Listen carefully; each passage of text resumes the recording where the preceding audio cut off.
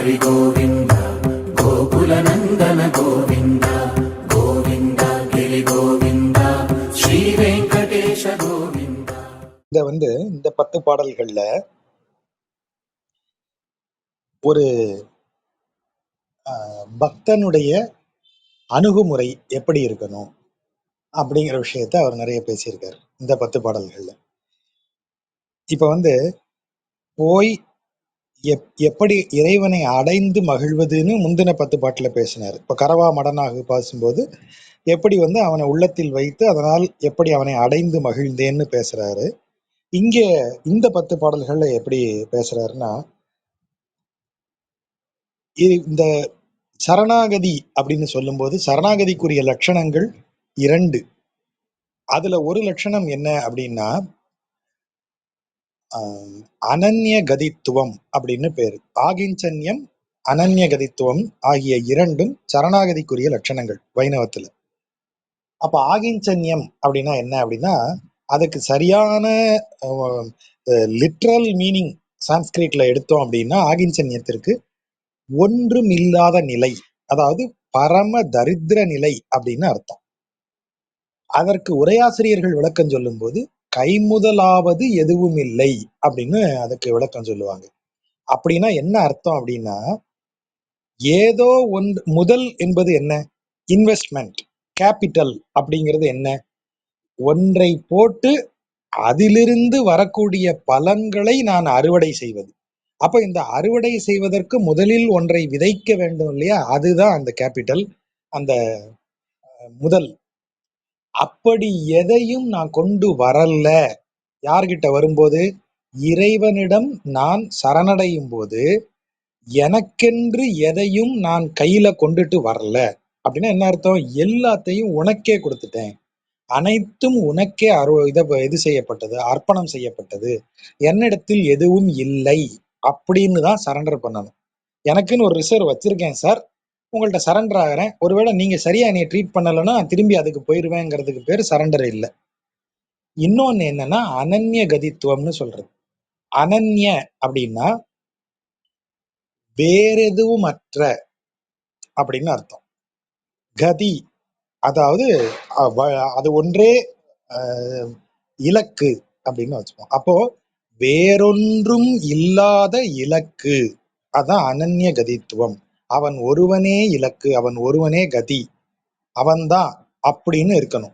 அந்த இடத்துல வேற யாரையும் நீங்க ரீப்ளேஸ் பண்ணக்கூடாது. சார் நான் ஒரே நேரத்துல ஒரு 3 தெய்வங்களுக்கு ட்ரை பண்ணிட்டு இருக்கேன், எந்த தெய்வத்தை ஃபர்ஸ்ட் பிடிக்க முடியுதோ அந்த தெய்வத்திட்ட போயிடலான் இருக்கேங்கிறதுக்கு பேர் அனன்ய கதித்துவம் இல்லை. ஒரே தெய்வம் நாராயணன், அவனையே நாம வேறு தெய்வங்களின்றி அவனையே வணங்க வேண்டும்னு சொல்றதுதான் அனன்ய கதித்துவம். அத சரணாகதிக்குரிய லட்சணங்கள். அதாவது என்ன அர்த்தம்?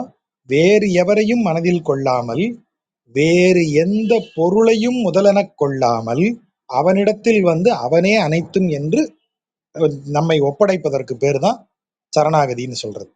அந்த சரணாகதியில இருக்கக்கூடிய தத்துவங்களைத்தான் இந்த 10 பாடல்கள்ல நிறைய இடங்கள்ல பேசுறார் திருமங்கை ஆழ்வார். இப்ப முதல் பாடல்ல என்ன சொல்றாரு பாருங்க. புல்லாய் ஏனமுமாய் புகுந்து என்னை உள்ளம் கொண்ட கள்வா. இறைவனை எப்படி பாடுறேன்?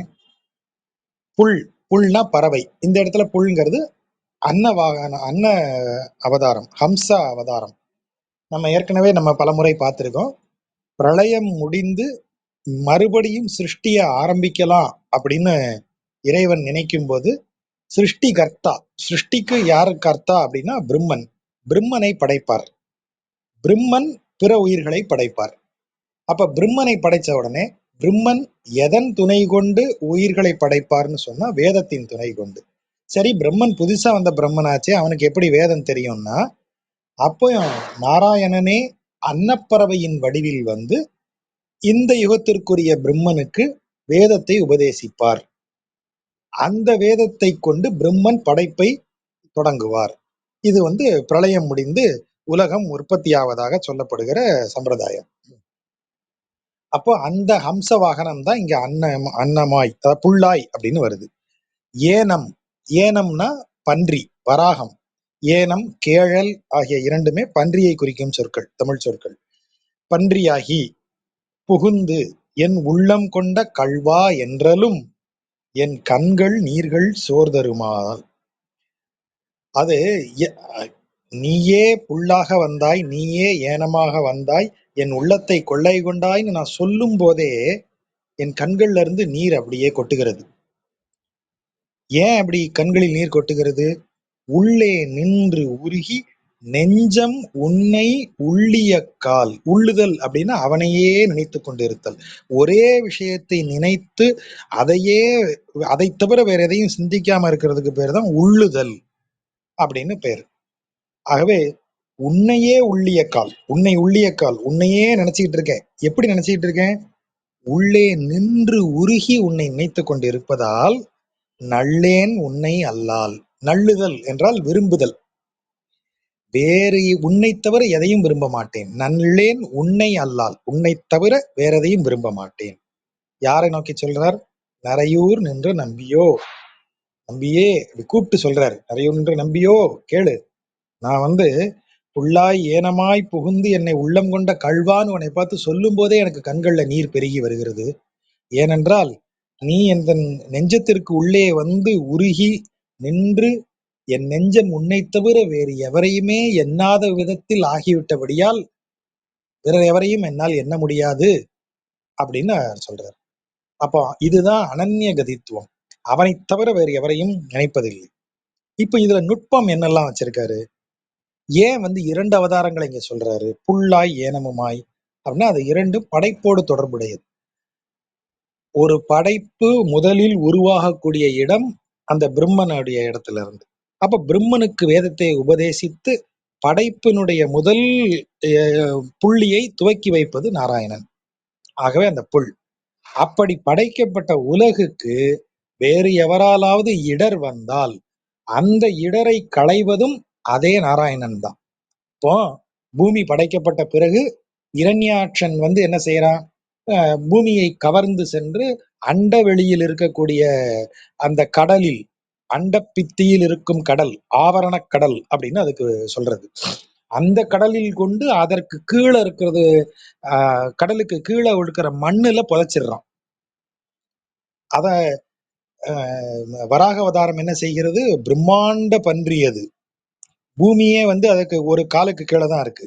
அப்படி அண்டத்தை முட்டும் பன்றியாக அது அவதாரம் செய்து அது அந்த கடலுக்கு ஆவரண கடலுக்கு கீழே இருக்கக்கூடிய அந்த பூமியை தனது பற்களால், தேற்றை பற்களால் நெம்பி எடுத்தது மட்டும் இல்ல, எடுத்து பூமி எங்கு இருக்க வேண்டுமோ அந்த இடத்துல சரியா பிக்ஸ் பண்ணி வச்சிருச்சு. எது? அந்த வராகம். அப்போ இந்த உலகை படைத்ததும் அவன்தான். அந்த உலகுக்கு ஒரு இடர் வரும்போது அதை காத்து அதை சரியான இடத்தில் நிலைநிறுத்துவதும் அவன்தான். ஆகவே அவனை அப்படி அந்த 2ஐயும் சொல்லி வணங்குறார். படைத்தும் காத்தும் என்னை வாழ்விக்கிற தெய்வமேன்னு சொல்லும் போதே உள்ளம் உருகிறது. சரி, உள்ளம் உருகின பிறகு நல்லேன் உன்னை அல்லால் என்ன டிக்ளரேஷன்? அது உன்னை தவிர வேற யாரையும் நினைக்க மாட்டேன். ஏன் நினைக்க மாட்டேன்? உள்ளம் என்ன ஆயிடுச்சு? உருகி, உள்ளம் உருகி விட்டது. திண்மையாக இல்லை. அது திண்மையாக இருந்தால் கவனிச்சு பிறரையெல்லாம் பார்க்கும், கம்பேர் பண்ணி பார்க்கும். இவர் பெற்றா அவர் பெற்றா, இங்க போலாமா அங்க போலாமா, சாய்ஸை தேடும். ஆனா உன்னை நினைச்ச உடனே, உன்னோட பெருமைகளை பேசிய உடனேயே என் உள்ளம் நின்று உருகி. நின்று உருகி, நின்றுனா என்ன? உள்ளே நின்று உருகி. அப்ப உள்ளே அவன் நின்றதும் உள்ளம் உருகி விடுகிறது. இப்ப உள்ளத்திற்குள் திண்மையாக இருப்பது நான் என்கிற உணர்வு அல்ல. நான்கிற உணர்வு திண்மையா நிற்கும் போது நான் எனக்கு என்ன கிடைக்கும்னு எல்லா இடத்துலையும் பார்த்துட்டு இருப்பேன். ஆனா இப்ப உள்ளே நின்று, யார் நின்று? இறைவன் மனதிற்குள்ளே நிற்கிறான். இப்ப எனக்குள்ள நிற்கக்கூடிய உறுதியானவன் இறைவன். அப்போ அது வரைக்கும் இருந்த நான் என்கிற என்னுடைய உள்ளம், என்னுடைய அகந்தை உருகி விட்டது. அப்படி உருகி போன நெஞ்சம் உனது காலடி கீழே தான் உருகி இருக்கும். நீ தான் நின்ன உடனே நான் அது வரைக்கும் ஸ்ட்ராங்கா இருந்த நானும் உருகிட்டேன். உருகி எங்க கிடப்பேன்? உன் காலு கீழே தான் இருப்பேன். உன்னை உள்ளிய கால். இதற்கு பிறகு நானே இல்லாம போச்சே, அப்புறம் எப்படி நான் இன்னொருத்தரை தேடுவேன்? நான் உறுதியா இருந்தா தானே எனக்கு எது வேணும், எனக்கு எது வேணும்னு தேடுவேன். நானே இப்ப இல்ல, ஆகவே நள்ளேன் உன்னை அல்லால் அப்படின்னு அந்த டிக்ளரேஷனை வைக்கிறார். ஓடா ஆள் அரியின் உருவாய் மருவி என்தன் மாடே வந்து அடியேன் மனம் கொள்ள வல்ல மைந்தா பாடேன் தொண்டர்தம்மை கவிதை பனுவல் கொண்டு நாடேன் உன்னையல்லால் நரையூர் நின்ற நம்பியோ. ஓடா ஆள் அரி, ஆள் அரி, ஆளும் அரின சிங்கம், ஆள் அரி நரனும் சிங்கமும் நரசிங்கமாக இரண்டும் கலந்த உருவாக மருவி, மருவின மாறி அவதாரம் எடுக்கிறார் இல்லையா, அவருடைய உருவமாக இருந்தது பார்க்கடலில் பள்ளி கொண்ட நாராயணனாக இருந்தார். அந்த உருவம் மாறி, அதான் மருவி, மார்வேஷம், அப்படி மருவி வந்திருக்கார். அந்த வேஷத்துல அவர் வரார். அந்த வேஷம் எப்படியாக இருக்கிறது? ஆள் அரி, மனிதனும் சிங்கமும் கலந்த உருவமா இருக்கு. அந்த சிங்க உருவம் எப்படிப்பட்ட சிங்க உருவம்? ஓடா ஆள் அரி, ஓடாது, ஓடாதுன்னா என்ன அர்த்தம்? எதிர்த்து நிற்கும் எவரையும் கண்டு அஞ்சி ஓடாதது, பின்வாங்காது. அதான் ஓடா ஆள் அரி. இரணியன் உலகையெல்லாம் வென்றவன், அவனுக்கு இணை எவரும் இல்லை, அவனை வெல்ல எவரும் இல்லைன்னு சொல்லும் போது இந்த நரசிம்மம் அங்க வருது. வந்து அவனுடைய பராக்கிரமத்தை கண்டோ அவன் வீரத்தை கண்டோ அது ஒரு அடி கூட பின்னெடுத்து வைக்கல. அதான் ஓடா ஆள் அரி. தோல்வியை தோல்வி அடைந்து பின்வாங்கி ஓடாத சிங்கம். அதான் ஓடா ஆளரியின் உருவாய் மருவி எந்தன் மாடே வந்து. இப்போ நரசிம்மமாய் எந்தன் மாடே, எந்தன் அருகில் வந்து, மாடேன்னா பக்கத்துல, எனக்கு அருகில் வந்து அப்படின்னு சொல்றார். அதுக்கு ஏன் நரசிங்கத்தை சொல்றார்? நரசிம்மம் வந்து அவ்வளவு பராக்கிரமம் மிகுந்த வடிவம், அதனுடைய வீரியத்தை யாராலும் தாங்க முடியாது. மிக பலம் வாய்ந்த அசுரனையே அது வெறும் கைகளால் ஆகம் கீண்டான்னு எத்தனை இடத்துல நம்ம பார்க்கிறோம். அப்படி நகங்களால் கிழித்து கொன்ற ஒரு உருவம், அவ்வளவு பிரம்மாண்டமான ஒரு ஒரு ஒரு வடிவம், ஒரு இறை நிகழ்வு, ஒரு பினாமினான் எனக்காக எனக்கு பக்கத்துல வருது. பக்திக்காக அது அப்படி இறங்கி வருகிறது. அதனாலதான் நம்ம அந்த கதை பலமுறை பார்த்திருக்கோம். பரமஹம்சர் சொன்ன கதைன்னு அது வந்திருக்கு. ஒரு பண்டிதர் வந்து ஒரு பக்கத்துல இருக்கிற காட்டுல போய் உட்காந்து டெய்லி ஜபம் பண்ணிட்டு வர்றார்.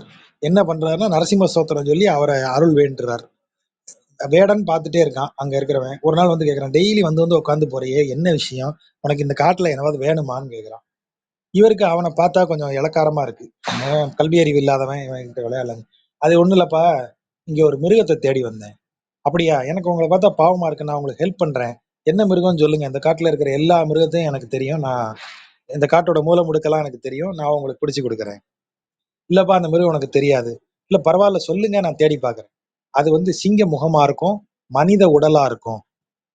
புது மிருகமா இருக்கே பத்தியா, உனக்கு தெரியல, அதனாலதான் நான் சொன்னேன். இல்ல இல்ல, புது மிருகமா இருக்கு, ஆனா இந்த காட்டுக்குள்ளதானே இருக்கு. ஆமா ஆமா இங்கதான் இருக்கு அப்படிங்கிறாரு அவர் சிரிச்சுக்கிட்டு. அப்படின்னா நான் இன்னைக்கு சாயங்காலத்துக்குள்ள கொண்டு வந்துருவேன். இல்லப்பா கஷ்டம், உனக்கெல்லாம் அது முடியாது. இவனுக்கு ரோஷம் வந்துருது. பரம்பரையா நான் அந்த காட்டுல வேட்டையாடுறவங்க என்னைய பார்த்து இப்படி சொல்லிட்டேன், இன்னைக்கு சாயங்காலத்துக்குள்ள அந்த மிருகம் வரல, இங்கேயே நான் கயிறை மாட்டி தொங்கிருவேன் அப்படின்னு அவன் சவால் விட்டுட்டு போயிட்டான். சாயங்காலம் வரைக்கும் தேடுறான், அந்த மிருகம் கிடைக்கவே இல்லை. சூரிய அஸ்தமனம் நெருங்குது. அவன் ஒரு கயிறை இதுல ஒரு காட்டு கொடியவே கயிறாக்கி கிளையில போட்டு கழுத்துல மாட்டிட்டு அப்படி குதிக்க போகும்போது தொப்புன்னு ஒரு சத்தம். திரும்பி பார்த்தா அந்த சிங்க முகமும் மனித மனித உடலும் கொண்ட அந்த விலங்கு மரத்துல இருந்து கீழே குதிச்சிருக்கு. பாத்தியா, இந்த மரத்துலதான் பதுங்கி இருந்திருக்கியா நீ அப்படின்னு அதே கொடியால அதை கட்டி இழுத்துட்டு வரான். இவர்கிட்ட வரான். இவருக்கு வெறும் கொடி மட்டும் இப்படி அந்தரத்துல வருது. இவருக்கு ஆச்சரியம், என்னது இது, இந்த மாதிரியா நீ கேட்ட மிருகம் இந்த இருக்கு பாரு, பாத்தியா நான் சொன்ன மாதிரி செஞ்சுட்டேன். இவருக்கு என்ன எங்க இருக்குப்பா, என்ன இந்த இவ்வளவு பெருசு நிக்குது இல்லன்ற அப்படின்னா அந்த மிருகம் கர்ஜிக்குது. சிங்கம் இவருக்கு நடுங்கிருது. ஐயோ அப்படியே கால விழறாரு, அப்படியே காலில் விழுந்து அந்த அந்த காட்டுக்கொடி பின்னாடி அந்த உருவம் இருக்கிறதா இவன் சொல்ற இடத்துல விழுந்து கும்பிட்டு, எனக்கு இத்தனை வருஷம் நான் தவம் பண்ணேனே, என் கண்ணுக்கு படலையே, இவனுக்கு இப்படி கட்டுப்பட்டு வந்து நிக்கிறியே, இவன் கட்டி போட்டு வந்து நிக்கிறியே அப்படின்னு கேட்கும்போது அவர் சொல்ற, அவன் நம்பி உயிரை கொடுக்க தயாரா இருந்தான், வேற எதுவும் கிடையாது, உயிரே போனாலும் நான் அவனை பார்க்கணும்னு என்னை நினைச்சா நான் வந்துட்டேன். நீ டெய்லி காலையில வந்துட்டு சாயங்காலம் டியூட்டி பாக்குற மாதிரி கிளம்பி போனியே, நான் எப்படி வருவேன்னு அவர் கேக்குறாராம். அது ஏன் நரசிம்மத்தை அந்த இடத்துல சொல்றாங்க அப்படின்னா, எவராலும் கட்டுப்படுத்த முடியாத, எவராலும் நிறுத்த முடியாத வீரமுடைய, ஒரு ஒரு ஆத்திரமுடைய, ரௌத்ரமுடைய, உக்கிரமான ஒரு உருவம் அது. ஆகவேதான் ஓடா ஆளரின்னு சொல்றாரு. அவ்வளவு வலுவும் அவ்வளவு உக்கிரமும் கொண்ட உருவமே கருணை கொண்டு என்ன செய்கிறது, எந்தன் மாடே வந்து என் பக்கத்துல வந்து அடியேன் மனம் கொள்ள வல்ல மைந்தா, என் மனதை கொள்ளை கொள்ளும் அளவிற்கு மைந்தாங்கிறது வந்து பிரியத்தினால அழைக்கிறது. நமது மகனை பார்த்து நம்ம எவ்வளவு பிரியமா மகனே அப்படின்னு சொல்லுவோமோ அந்த பிரியத்தை இறைவன் மீது போட்டு சொல்றது மைந்தா அப்படின்னு சொல்றது. பாடேன் தொண்டர் தம்மை கவிதை பனுவல் கொண்டு, இனி ஒரு மானுடனை நான் கவிதை பாட மாட்டேன். அதன கவிதை பனுவல், அது பனுவல் கவிதைன்னு வரணும். இவர் நம்ம கவிதைக்காக கொஞ்சம் அப்படி மீட்டரை மாத்தி போட்டுக்கிறார் மீட்டருக்காக. பனுவல் அப்படின்னா சொல் முறை, அதாவது பனுவல் ஓதி உணர்ந்து அப்படின்னா ஆகமத்துக்கு பனுவல்னு இன்னொரு பேர் உண்டு. பனுவல் என்பது இலக்கணம் அப்படின்னு வச்சுக்கோங்க. ஒவ்வொன்றுக்கும் பனுவல் உண்டு. இப்போ ஒரு ஸ்கூலுக்கு நீங்க நம்ம இதை சொல்றோம் இல்லையா, எஸ்ஓபி ஸ்டாண்டர்ட் ஆப்பரேட்டிங் ப்ரொசீஜர், அப்புறம் இந்த ரூல்ஸ் அண்ட் ரெகுலேஷன்ஸ், இது எல்லாமே பனுவல் அப்படின்னு அதை சொல்லலாம். பனுவல் என்பது முறை, அந்த முறை. அப்ப பனுவல் கவிதை என்றால் இலக்கண சுத்தமாக இலக்கணப்படி எழுதப்பட்ட கவிதை. அப்படி ஒரு கவிதைய நான் ஒரு நாளும் மானுடர் மேல் பாட மாட்டேன். அதையே மானுடர்னு சொல்லாம தொண்டர்தம் அப்படின்னு ஒரு வார்த்தையை போடுறாரு. தொண்டர்தம்மை கவிதை பனுவல் கொண்டு பாடேன் அப்படின்னு டிக்ளேர் பண்றாரு. தொண்டர் பெருமைத்தானே எல்லாரும் பாடினாங்க. இப்ப குலசேகர ஆழ்வார் எடுத்தீங்கன்னா தொண்டர் பெருமையைத்தான் அவரே நிறைய பாடியிருக்கார். இன்னொரு ஆழ்வார் தன் விப்ரநாராயணர் எனப்படுகிறவர் தனது பெயரையே தொண்டர் அடிப்பொடின்னு மாத்திக்கிறார். அப்ப இவர் வந்து திருமங்கை ஆழ்வார் என்ன சொல்றாரு, பாடேன் தொண்டர் தம்மைங்கிறாரு. கொஞ்சம் வித்தியாசமா இருக்கே அப்படின்னா, இந்த இடத்துல தொண்டர் எனப்படுபவர் மானுடர்ங்கிற பொருள். அதாவது எப்படி பொருள் எடுக்கிறோம்னா, இன்னொரு மனுஷனை நான் பாட மாட்டேன்னு அவர் டிக்ளேர் பண்றாரு. சரி, மனுஷன்னா யாரு? ஜீவாத்மா. இந்த ஜீவாத்மா இந்த உலகத்துல எவ்வளவு பெரிய ரோல் பிளே பண்ணாலும் அது ஜீவாத்மா தான். நீ பிரதமரோ, முதல்வரோ, அமைச்சரோ, ஜனாதிபதியோ, ஐநா சபையின் பிரசிடென்ட்டோ யாராக இருந்தாலும் நீ வந்து ஒரு மானுடன். அப்ப நீ ஜீவாத்மா. வைணவ சம்பிரதாயத்தைப்படி நீ ஜீவாத்மா. இந்த ஜீவாத்மா எவ்வளவு பெரிய பதவியில இருந்தாலும் அது ஜீவாத்மா தான். அது இறைவனுக்கு, நாராயணனுக்கு தொண்டன் தான். ஆகவே இந்த பூமியில் பிறப்பெடுத்த எந்த மானுடனையும் குறித்து நான் பாட மாட்டேன். அவன் வருங்கால தொண்டன், இன்னைக்கு தொண்டன் இல்லை. இன்றைக்கு அவன் இறைவனை உணராமல் இருக்கலாம். ஆனா நாளைக்கு அவனே தொண்டராக வர வேண்டியவன், தொண்டராக வேண்டியவன்.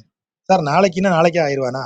இன்னும் எத்தனை பிறவி ஆனாலும் சரிப்பா, அவன் தொண்டராய்த்தான் முக்தி அடையணும். அது வரைக்கும் அவன் ஃபியூச்சர் தொண்டன் தான், வருங்கால தொண்டன் தான்.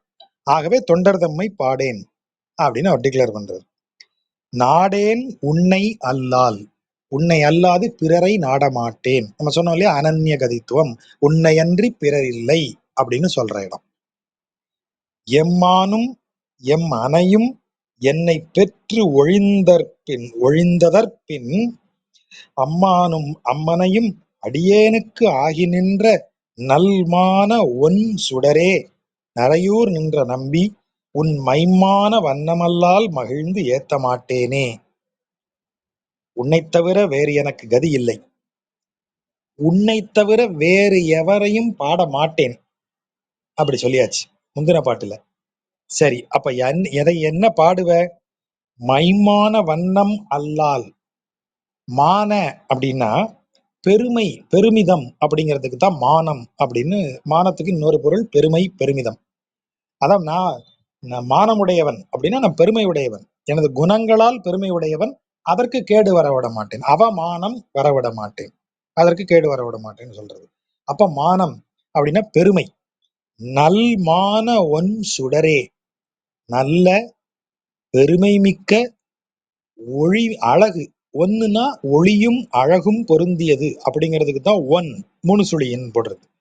ஒளியும் அழகும் பொருந்திய பெருமிதம் மிக்க நல்விதமான ஜோதிமயமானவனே, ஜோதியே, நல்மான ஒன் சுடரே, நரையூர் நின்ற நம்பி, நரையூரில் நிற்கும் தலைவனே, உன் மைமான வண்ணம், மைன கருமை நிறம், மைமான உனது பெருமை மிக்க கருமை நிறத்தை, மை வண்ணம், மான மைம் வண்ணம், பெருமை மிக்க அந்த மை வண்ணம் கருநிறத்தை தவிர வேறெதையும் பாட மாட்டேன். உனது மேனி அழகு, உனது மேனிக்கு பெருமை தரக்கூடிய அந்த கருமை நிறத்தை தவிர வேற எதையும் பாட மாட்டேன்.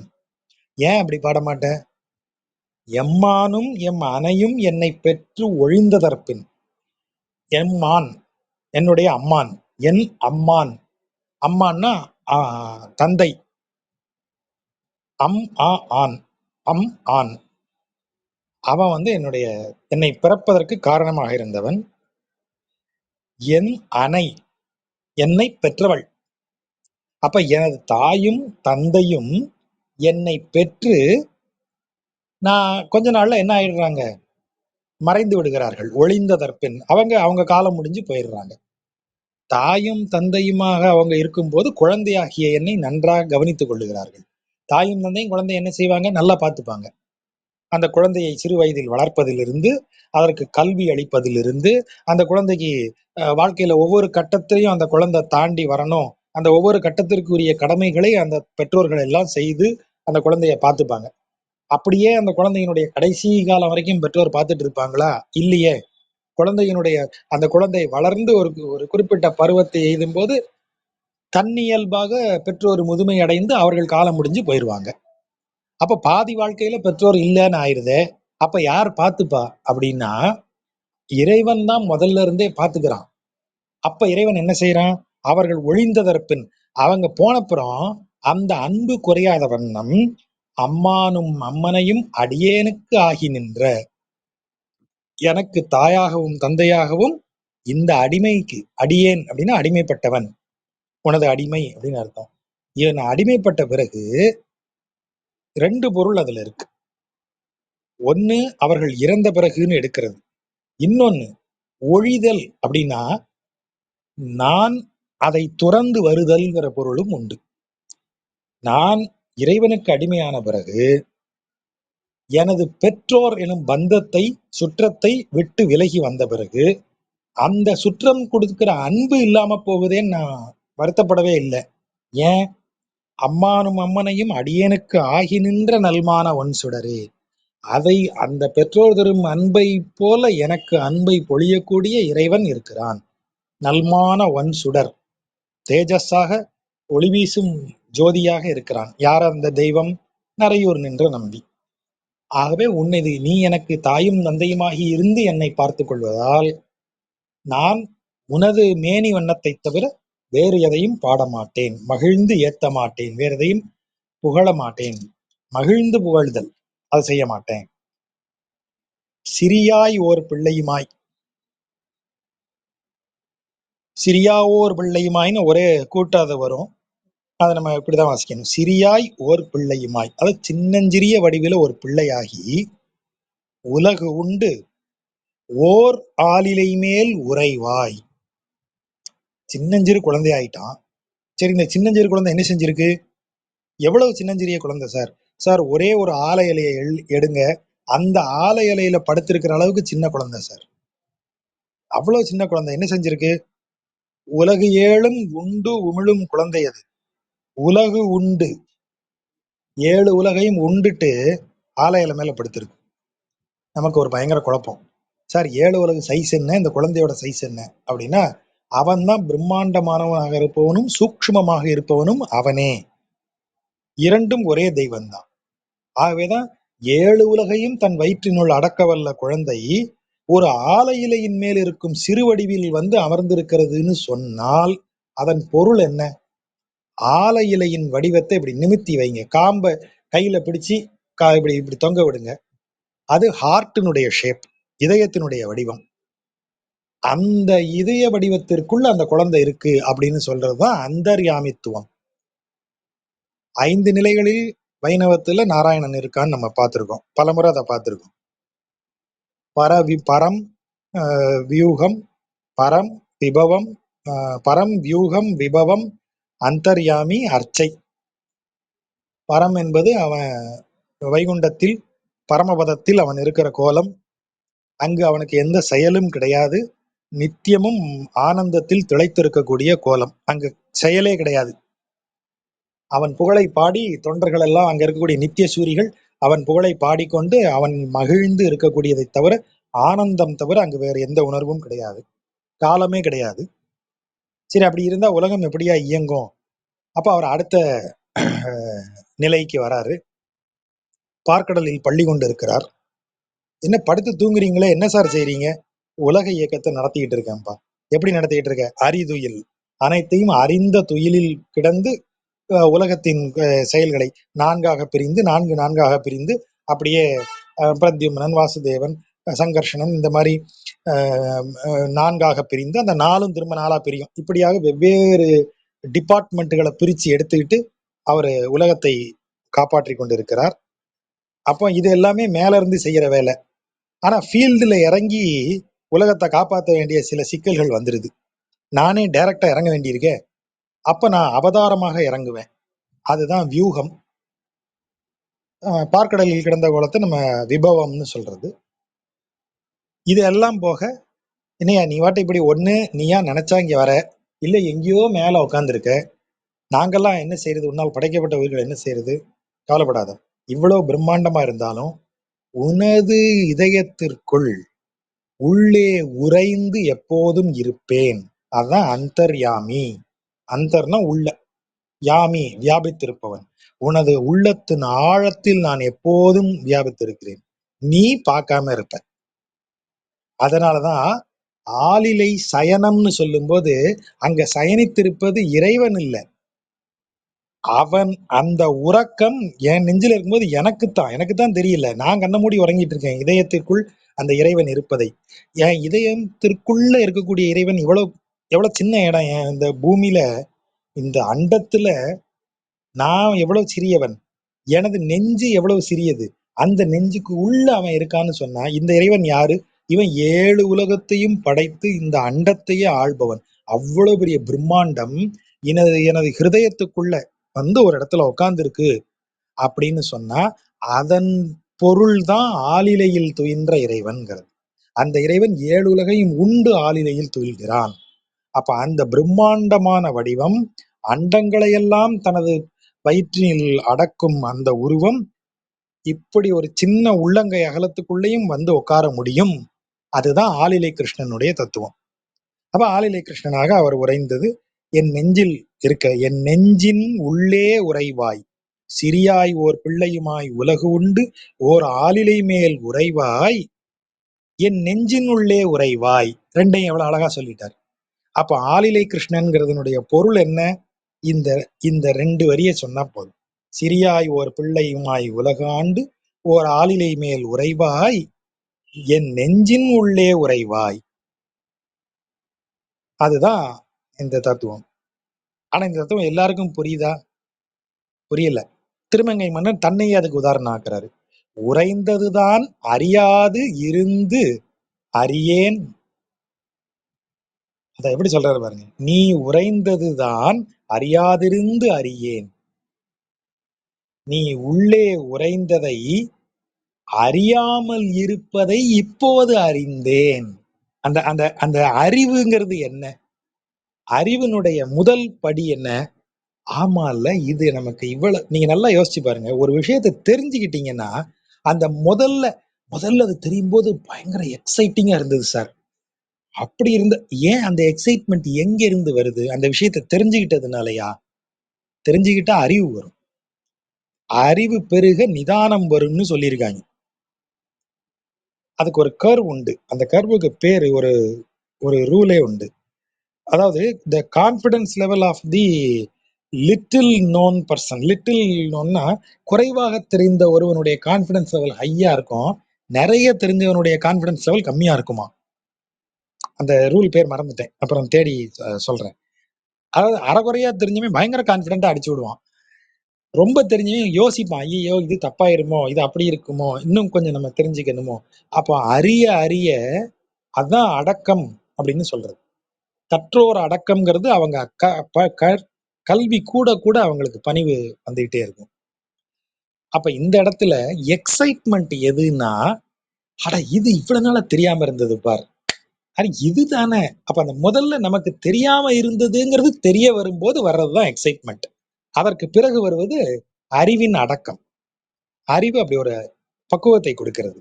அந்த முதல்ல அப்படி இறைவனை பார்க்கும்போது கண்கள் எல்லாம் பூத்து அப்படி கண்ணீர் மல்கி அப்படி நிக்கிறது என்ன, ஆக இவ்வளவு நாளா உன்னை பார்க்காம இருந்தனே, இப்பதானே பார்த்தேன். அந்த அறியும் நொடியில் அதுவரை அறியாமல் இருந்தேங்கிற அறிவு தான் முதல்ல பிறக்கிறது. அதற்கு பிறகுதான் சப்ஜெக்ட் நாலேஜே உள்ள வருது. ஃபர்ஸ்ட் வர்றது அவேர்னஸ். ஓ, இது இல்ல, இது வரைக்கும் I am unaware. Now I am aware. Now I am aware that I was unaware. அந்த இடம் தான் எக்ஸைட்மெண்ட். அதைத்தான் இவர் எவ்வளவு அழகா சொல்றாரு. உறைந்ததுதான் அறியாது இருந்து அறியேன் அடியேன் நானு. யார் இது செய்ததா? அடிமையாகிய நான். அணிவண்டு கிண்டும்.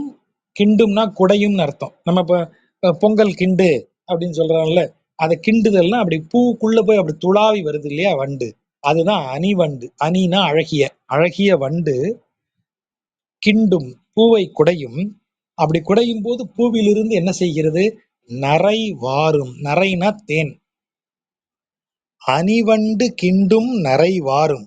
பூவுக்குள்ள போய் அந்த அழகிய வண்டு அப்படி குடைய, அதில் இருக்கிற தேன் அப்படியே சொட்ட, அப்படிப்பட்ட பொழில் சூழ் நரையூர் நின்ற நம்பியோ. உள்ளத்துக்குள்ள போய் இவனுடைய இவன் இவன் உள்ளத்துக்கு உள்ளதானே இருக்கான், அந்தர்யாமியாக இருக்கான். அவனை நீங்க உணர்ந்த கணம் அவன் உள்ளத்துக்குள்ள அவன் அப்படியே பேருருவ கொள்கிறான், உள்ளத்துக்குள்ள குடையறான். இது அததான் முதல் பாட்டிலேயே சொல்றாரு. உள்ளே நின்று உருகி நெஞ்சம் உன்னை உள்ளிய கால். அப்படி அவன் உள்ள கிடந்து கிண்ட என் மனதிலிருந்து தேன் போல பொங்கி வருகிறது மகிழ்ச்சி. அதுதான் அவர் அப்படிங்க ஒரு ஒரு தற்குறிப்பேற்ற அணி மாதிரி இதை யோசிக்கலாம். அணிவண்டு கிண்டும் நரைவாரும் பொழில் சூழ் நரையூர் நின்ற நம்பியோ. நீண்டாயை நெடுமால், அவன் நீண்ட வடிவம் கொண்டவன். அப்படியே பெரிய, அவரை சொல்லும் போதே எப்படி சொல்றாங்க, மலை படுத்திருப்பதை போல படுத்திருக்கானா பார்க்கடல்ல. அந்த பார்க்கடலில் மைமலை, அதாவது கரிய மலை ஒன்று பார்க்கடலுக்கு மேல அப்படி படுத்திருக்கிற மாதிரி அவன் இருப்பான் அப்படின்னு சொல்றாங்க. அதனாலதான் எப்போதுமே பள்ளி கொண்ட பெருமாளை பெரிய உருவமா வைக்கிறது, சின்ன உருவமாவே இருக்க மாட்டார். நீங்க பாத்தீங்கன்னா தெரியும், பெரிய உருவமா தான் பள்ளி கொண்ட பெருமாளை வைப்பாங்க. காரணம் என்னன்னா அவன் நீண்டவன், நெடுமாலவன். அதான் நீண்டாயை, நீண்ட கோலமுடையவனே. வானவர்கள் நினைந்து ஏத்தி காண்பு அரிதால். அதுல ஒரு சின்ன நுட்பம் இருக்கு. இறைவன் பரம் அப்படிங்கிற கோலத்துல இருக்கும்போது அவன் நித்திய மகிழ்ச்சியில இருப்பான், அவன் எந்த செயலுக்கும் வரமாட்டான். சார் அப்ப எங்களுக்கு நிறைய கம்ப்ளைண்ட்ஸ் எல்லாம் இருக்கு சார், எங்களுக்கு நிறைய சொல்ல வேண்டியிருக்கு, எங்களுக்கு உலகில் ஏற்படக்கூடிய துயரங்களை எல்லாம் யாரிடம் முறையிடுவது, யார்கிட்ட வந்து சொல்றது. சார் இப்ப ஆபீஸ் வருவாரு, ஆபீஸ்ல அவரை பார்த்து இதெல்லாம் சொல்லுங்க. வீட்டுல அவரு இதெல்லாம் இப்படிலாம் இருக்க மாட்டார். வீட்டுல ஒன்லி ஹாப்பி, பிள்ளைகளோட மகள்களோட பேரன்களோட பேத்திகளோட விளையாடி கொண்டு மகிழ்ச்சியா தான் இருப்பார். இங்கெல்லாம் வராதீங்க, ஆபீஸ்க்கு வாங்க, அங்க அவர் பேசிப்பார்.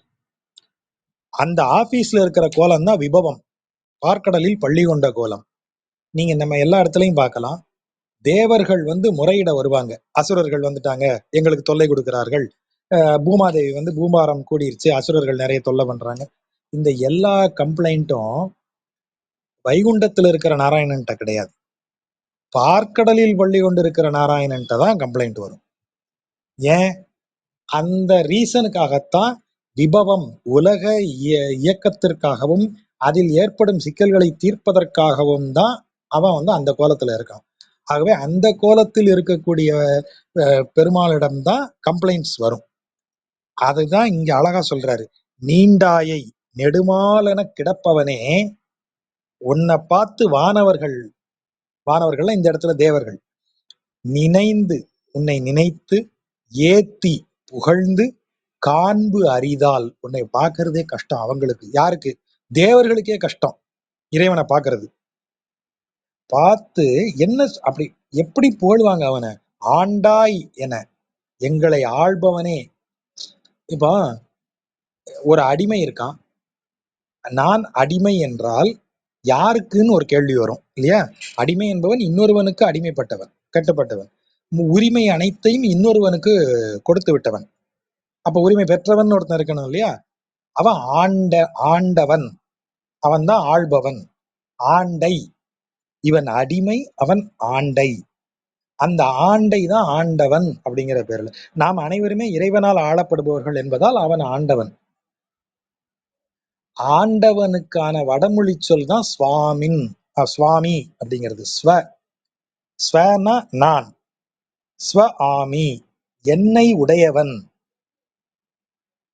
எனக்கு ஓனர், அதான் சுவாமி அப்படின்னு சொல்றது. சுவாமி நம்ம இப்போ ஒருத்தரை பார்த்து வைணவத்துல ஏன் ஒருத்தருக்கு ஒருத்தர் சுவாமி அப்படின்னு சொல்லிக்கிறாங்கன்னா, உடையவர், அதாவது நான் உனக்கு நீ தொண்டன், நீ ஒரு வைணவன், நீ இறைவனுக்கு தொண்டன் என்பதால் நான் உனக்கும் தொண்டன் ஆகிறேன் அப்படின்னு ஒரு வைணவர் இன்னொரு வைணவரை பார்த்து சுவாமி அப்படின்னு சொல்லுவார். அந்த சுவாமிக்கு அர்த்தம் அதுதான். சுவாமி என்னை உடையவனே. ஸ்வ நான், ஆமி உடையவன், என்னை உடையவன் அப்படின்னு பொருள் அதுக்கு. அதான் சுவாமி. சுவாமி அப்படியே தமிழாக்குனீங்கன்னா ஆண்டவனே, ஆண்டே அப்படின்னு அர்த்தம். இப்ப இவங்க என்ன சொல்றாங்களாம்? ஆண்டாய் என்று ஆதரிக்கப்படுவாய்க்கு. எப்படி ஆதரிக்கிறாங்க அவங்க எல்லாம் இவனை? ஆண்டே அப்படின்னு சொல்லி வணங்குறாங்க. அப்படி வணங்கினாலும் அவனை பார்க்கறது கஷ்டம், காண்பு அரிது. அப்ப யாரு? வானவர்கள் எல்லாம் இவனுக்கு அடிமை. இந்த நீண்டு கிடக்கும் கோலத்தோடு கூடிய நெடுமால் அவனை வானவர்கள் எல்லாம் வந்து புகழ்ந்து என்னை ஆள்பவனே, என்னுடைய எஜமானனே, என்னை உடையவனேன்னு சொல்லி வணங்குவாங்க.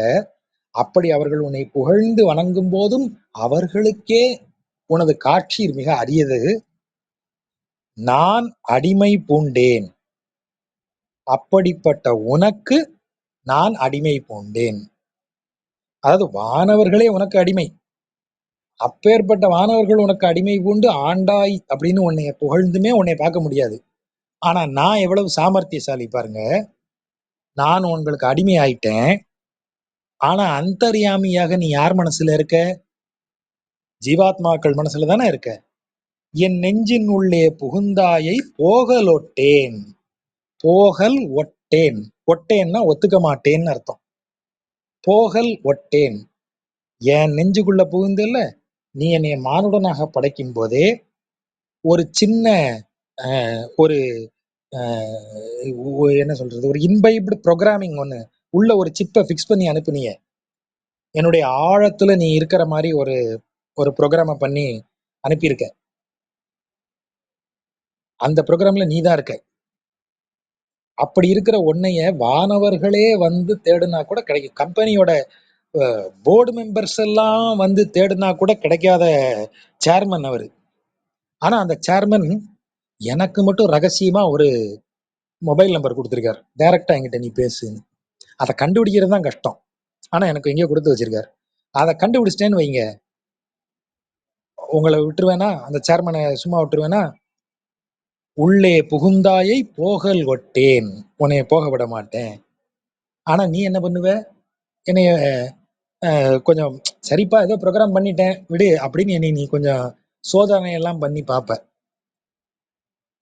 நம்பரை கண்டுபிடிச்ச உடனே கண்டுபிடிச்சிட்டீங்களா, அப்படியா வாங்க உடனே மீட் பண்ணுவோன்னு நீ எல்லாம் சொல்ல மாட்ட. நீ என்னை கொஞ்சம் சோதனை எல்லாம் பண்ணி பார்ப்ப. நீ என்ன வேணாலும் சோதனை பண்ண, எனக்கு வெக்கமே கிடையாது, உனக்கு அடிமை கொண்டு விட்டேன், இனி என்ன? மற்றவங்க எல்லாம் என்னை பித்தன்னு திட்டுவாங்க. மற்றவர்களெல்லாம் என்ன என்ன வேலை மெனக்கிட்டு சும்மா சாமி சாமின்னு திரியறியேன்னு சொல்லுவாங்க. அவன் இருக்கானா இல்லையானே தெரியாதப்பா, நீ பாட்டுக்கு இப்படி திரியறியேன்னு சொல்லுவாங்க. இப்படி பல விதங்கள் அவங்க சொல்றது எல்லாமே நீ செய்யும் சோதனை. அதுக்கெல்லாம் வெக்கப்பட்டுட்டு இருக்க மாட்டேன். நான் தான் உனக்கு ஒளிந்தேன். உனக்காகவே நான் 3 சுழியின் நான்னா வெட்கம். உனக்காகவே வெட்கம் துறந்தேன். இன்னொருத்தன் ஏதாவது சொல்லிருவானோ அப்படின்னு நான் வெக்கப்பட்டா தான் பக்தியையே ரகசியமா வச்சிருப்பேன். ஆனா எனக்கு தெரியும், என் அந்தர்யாமியாக இருக்கிற உன்னை உணர்ந்து கொண்டு விட்டேன். இனி எனக்கு வெக்கமே கிடையாது. இவங்க எல்லாம் யாரு? இவங்க என்ன சொன்னாலும் எனக்கு கவலை இல்லை. நான் இப்படிதான் இருப்பேன். நரையூர் நின்ற நம்பியோ நான் தான் உனக்கு ஒளிந்தேன். இதே இடத்த பெரிய திருமடல் எழுதுவாரு பின்னாடி, திருமங்கல அதுல பார்க்கணும். அங்க மடலூர்தல்னா நம்ம சங்க மரபுல இருந்து இருக்கு. ஒரு வெக்கங்கெட்ட செயல் அது. அதை செஞ்சான்னா ரொம்ப கேவலமா பார்ப்பாங்க. ஆனா அந்த பெண் அதை ஏத்துக்கிட்டு தான் ஆகணும் ஒரு கட்டத்துல. அதான் அதுல சுவாரஸ்யம். இந்த இங்க இருக்கிற பழைய ஆட்களுக்கெல்லாம் 50 வயதிற்கு மேற்பட்டவர்களுக்கெல்லாம் விதி அப்படின்னு ஒரு படம் வந்திருக்கும். உங்களுக்கு எல்லாம் தெரிஞ்சிருக்கும். விதி படத்துல அவர் அந்த மோகன் ஒரு கேரக்டர் பண்ணுவார். அது ஒரு பக்கா விமனைசர் கேரக்டர். பெண்களை துரத்தி துரத்தி வீழ்த்துறது, தனது வலையில் வீழ்த்தும் கேரக்டர். அவர் வந்து அந்த படத்தினுடைய ஹீரோயின் பூர்ணிமாவை குறி வைக்கிறார். பூர்ணிமாவை வந்து லவ் பண்றதா சொல்லி நெருங்குறார். அப்ப அவர் என்னெல்லாம் செய்யறார். அதுல ஒரு பாட்டு உண்டு, தேவதாசும் நானும் ஒரு ஜாதி தானடி அப்படின்னு சொல்லி ஒரு பாட்டு. அந்த பாட்டுல அவர் ஒரு பைத்தியம் போல தேவதாஸ் வேஷத்துல தாடியோடையும் சால்வையோடையும் வந்து அவ இருக்கிற ஏரியால பைத்தியம் மாதிரி பாடி ஆடி தெருல எல்லாம் உருண்டு புரண்டு பசங்கள்லாம் அது பைத்தியம்னு அவன் மேல கல்லை விட்டு அடிச்சு அந்த கல்லு அடிபட்டு அவர் அப்படி ரத்தம் வரும்போது இந்த அம்மா மனம் இறங்கிருது. அவளை லவ் பண்ண ஆரம்பிச்சிடுறாங்க. யோசிச்சு பாருங்க. இப்ப எனக்கு வந்து திடீர்னு ஒரு உலக அழகி மேல லவ் வந்துருச்சுன்னு வைங்க, நான் போய் பைத்தியம் மாதிரி அது முன்னாடி பாடி ஆடுவேனா? செய்ய மாட்டேன். நான் உடையவன், வெட்கமுடையவன். எல்லாரும் என்ன நினைப்பாங்க? அப்படி ரகசியமா அப்படி ஓரக்கண்ணாலையாவது பார்த்துட்டு போவேனே தவிர ஆட மாட்டேன். வெட்கம். ஆனா மடலூறுதல் என்றால் இந்த வெட்கம் துறந்த செயல். ஊரறிய அனைவர் முன்னாடி எல்லாரையும் கூட்டி வச்சுக்கிட்டு கழுத்துல ஒரு பெரிய ஓலையில அவள் பெயரை எழுதி கட்டி அவளுக்கே நான் வந்து இது அவ மேல பைத்தியமா இருக்கேன், நான் வேற யாரையும் கல்யாணம் பண்ண மாட்டேன் அப்படின்னு சொல்லி ஊர் மூவரும் சுத்தி வர்றது. அதான் மடலூறுதல். ஊர்க்காரெல்லாம் சிரிப்பாடா, வெக்கம் கட்டவனே, பொம்பளைக்காக இப்படி செய்யறியாடான்னு சொல்லுவாங்க. ஆனா அந்த பொம்பளை அதை ஏத்துக்கிட்டாகணும். தனக்காக தனது வெட்கம் மானம் எல்லாத்தையும் துறந்து நிக்கிற ஒரு ஆணை அவ ஏத்துக்கிட்டு தான் ஆகணும். அதுக்கு பேர் தான் மடலூறுதல். திருமங்கை மன்னன் என்ன செய்யறாரு, இந்த மடலூறுதலை நாம் என்னை பெண்ணெனக் கொண்டு என்னை ஆணெனக் கொண்டு இறைவனை அடைவதற்கு நான் இதை செய்வேங்கிறார். மடலூர்வேன்கிறார். பெரிய திருமடல். அதுவும் யாருக்கு சொல்றாருன்னா இதே நரையூர் நம்பிக்கை தான் சொல்றாரு. நம்பி நரையூரர் என் நிலைமை கண்டு இறங்காரே ஆகில் மண்ணு மடலூர்வன் வந்து அப்படின்னு மடல் எழுதுறாரு. அவன் என் நிலைமையை கண்டு இறங்கலன்னு வையே, மடலூரும் நிலைமைக்கு போயிருவேன், ஊர் ஊரம் திரிவேன் பாத்துக்கோ அவன் பேரை சொல்லிட்டு அப்படின்னு இறைவனுக்கே ஒரு மிரட்டல படுறாரு. அப்ப இந்த நான் தான் உனக்கு ஒளிந்தேன் வெட்கத்தை துரத்தல்ங்கிறது பக்தனுக்கு முக்கியம். பக்தனுக்கு அது கிடையாது. நான் அதை நிறைய முறை பார்த்திருக்கேன். இந்த பெண்கள் பாத்தீங்கன்னா தெரியும். ஒரு கோவிலுக்கு போயிருக்கோம். நானும் நம்ம திருச்சி நண்பர் விஜயகிருஷ்ணன் இருக்காரு. இந்த தமிழ்நாடு சாய் அசோசியேஷனுடைய தலைமை பொறுப்புல இருக்காரு அவர். அங்க ஒரு அம்மா எங்களுக்கு முன்னாடி உட்கார்ந்து இருக்கு, பூஜை நடந்துகிட்டு இருக்கு. இந்த அம்மா வந்து தீவிரமா உரையாடிட்டு இருக்கு, பேசிட்டு இருக்கு. நீ நான் அன்னைக்கே உங்ககிட்ட சொன்னேன், நீ அன்னைக்கே இதை கேட்கல. நான் எத்தனை முறை உங்ககிட்ட வந்து யார்கிட்டயோ போன்ல பேசுதுன்னு தான் நான் முதல்ல நினைச்சு பூஜை நடக்குது இல்லைன்னு சொல்லலான்னு யோசிச்சேன். பார்த்தா அந்த அம்மா இறைவன்கிட்ட பேசிட்டு இருக்கு. இறைவனோட அதுக்கு உரையாடல் போயிட்டு இருக்கு. என்ன அழகா இருக்க. மெலட்டூருக்கு போயிருக்கோம். மெலட்டூர்ல அந்த நரசிம்மர் கோயில், நம்ம நண்பர் ராகவ் வீட்டு வாசல்ல தான் அந்த நரசிம்மர் கோயில். ஒரு அம்மா, ஒரு வயதான கிராமத்து அம்மா அது வருது. அங்க எனக்கு ஒரு நொடி நான் நான் பக்தின்னு நினைக்கும் போதெல்லாம் இந்த மாதிரி ஒவ்வொரு இடத்துலயும் கொட்டு வாங்குறது வழக்கம். அந்த அம்மா அங்க பாக்குது, சேலை கட்டி விட்டுருக்காங்க அந்த அம்மனுக்கு. என்ன அழகா இருக்கு உன் சேலை. அப்படி ஒரு ஒரு கேரக்டர்கிட்ட பேசுது அந்த அம்மா. என்ன அழகா இருக்கு உன் சேலை, பூவெல்லாம் வச்சு நல்லா இருக்கியே. எனக்கு ஒரு செகண்ட் நம்ம அதை வணங்கி எனக்கு அருள் புரின்னு கேட்போம். அந்த அம்மாவுக்கு பார்த்த உடனே மகிழ்ச்சியா இருக்கு. என்ன அழகா இருக்க நீ. அந்த அம்மா அப்படியே சொல்லுது, அம்பாள்கிட்ட சொல்லுது, என்ன அழகா இருக்க நீ சேலையில, பூவெல்லாம் வச்சு அழகா இருக்கிய. ஒரு நொடி நம்ம என்ன பக்தி செஞ்சிட்டோம். அதுதான் அந்த இடத்துல அத நாம வாயை திறந்து சொல்றோமா பாருங்க. நாம கூட இல்ல, நான் சொல்ல மாட்டேன். வாயை திறந்து எனக்கு சொல்ல தெரியாது. அப்படியே தயங்கி நிப்ப, யாரும் எது நினைப்பாங்களோ, நம்ம கொஞ்சம் டீசெண்டா இருக்குமே இது சொல்ல.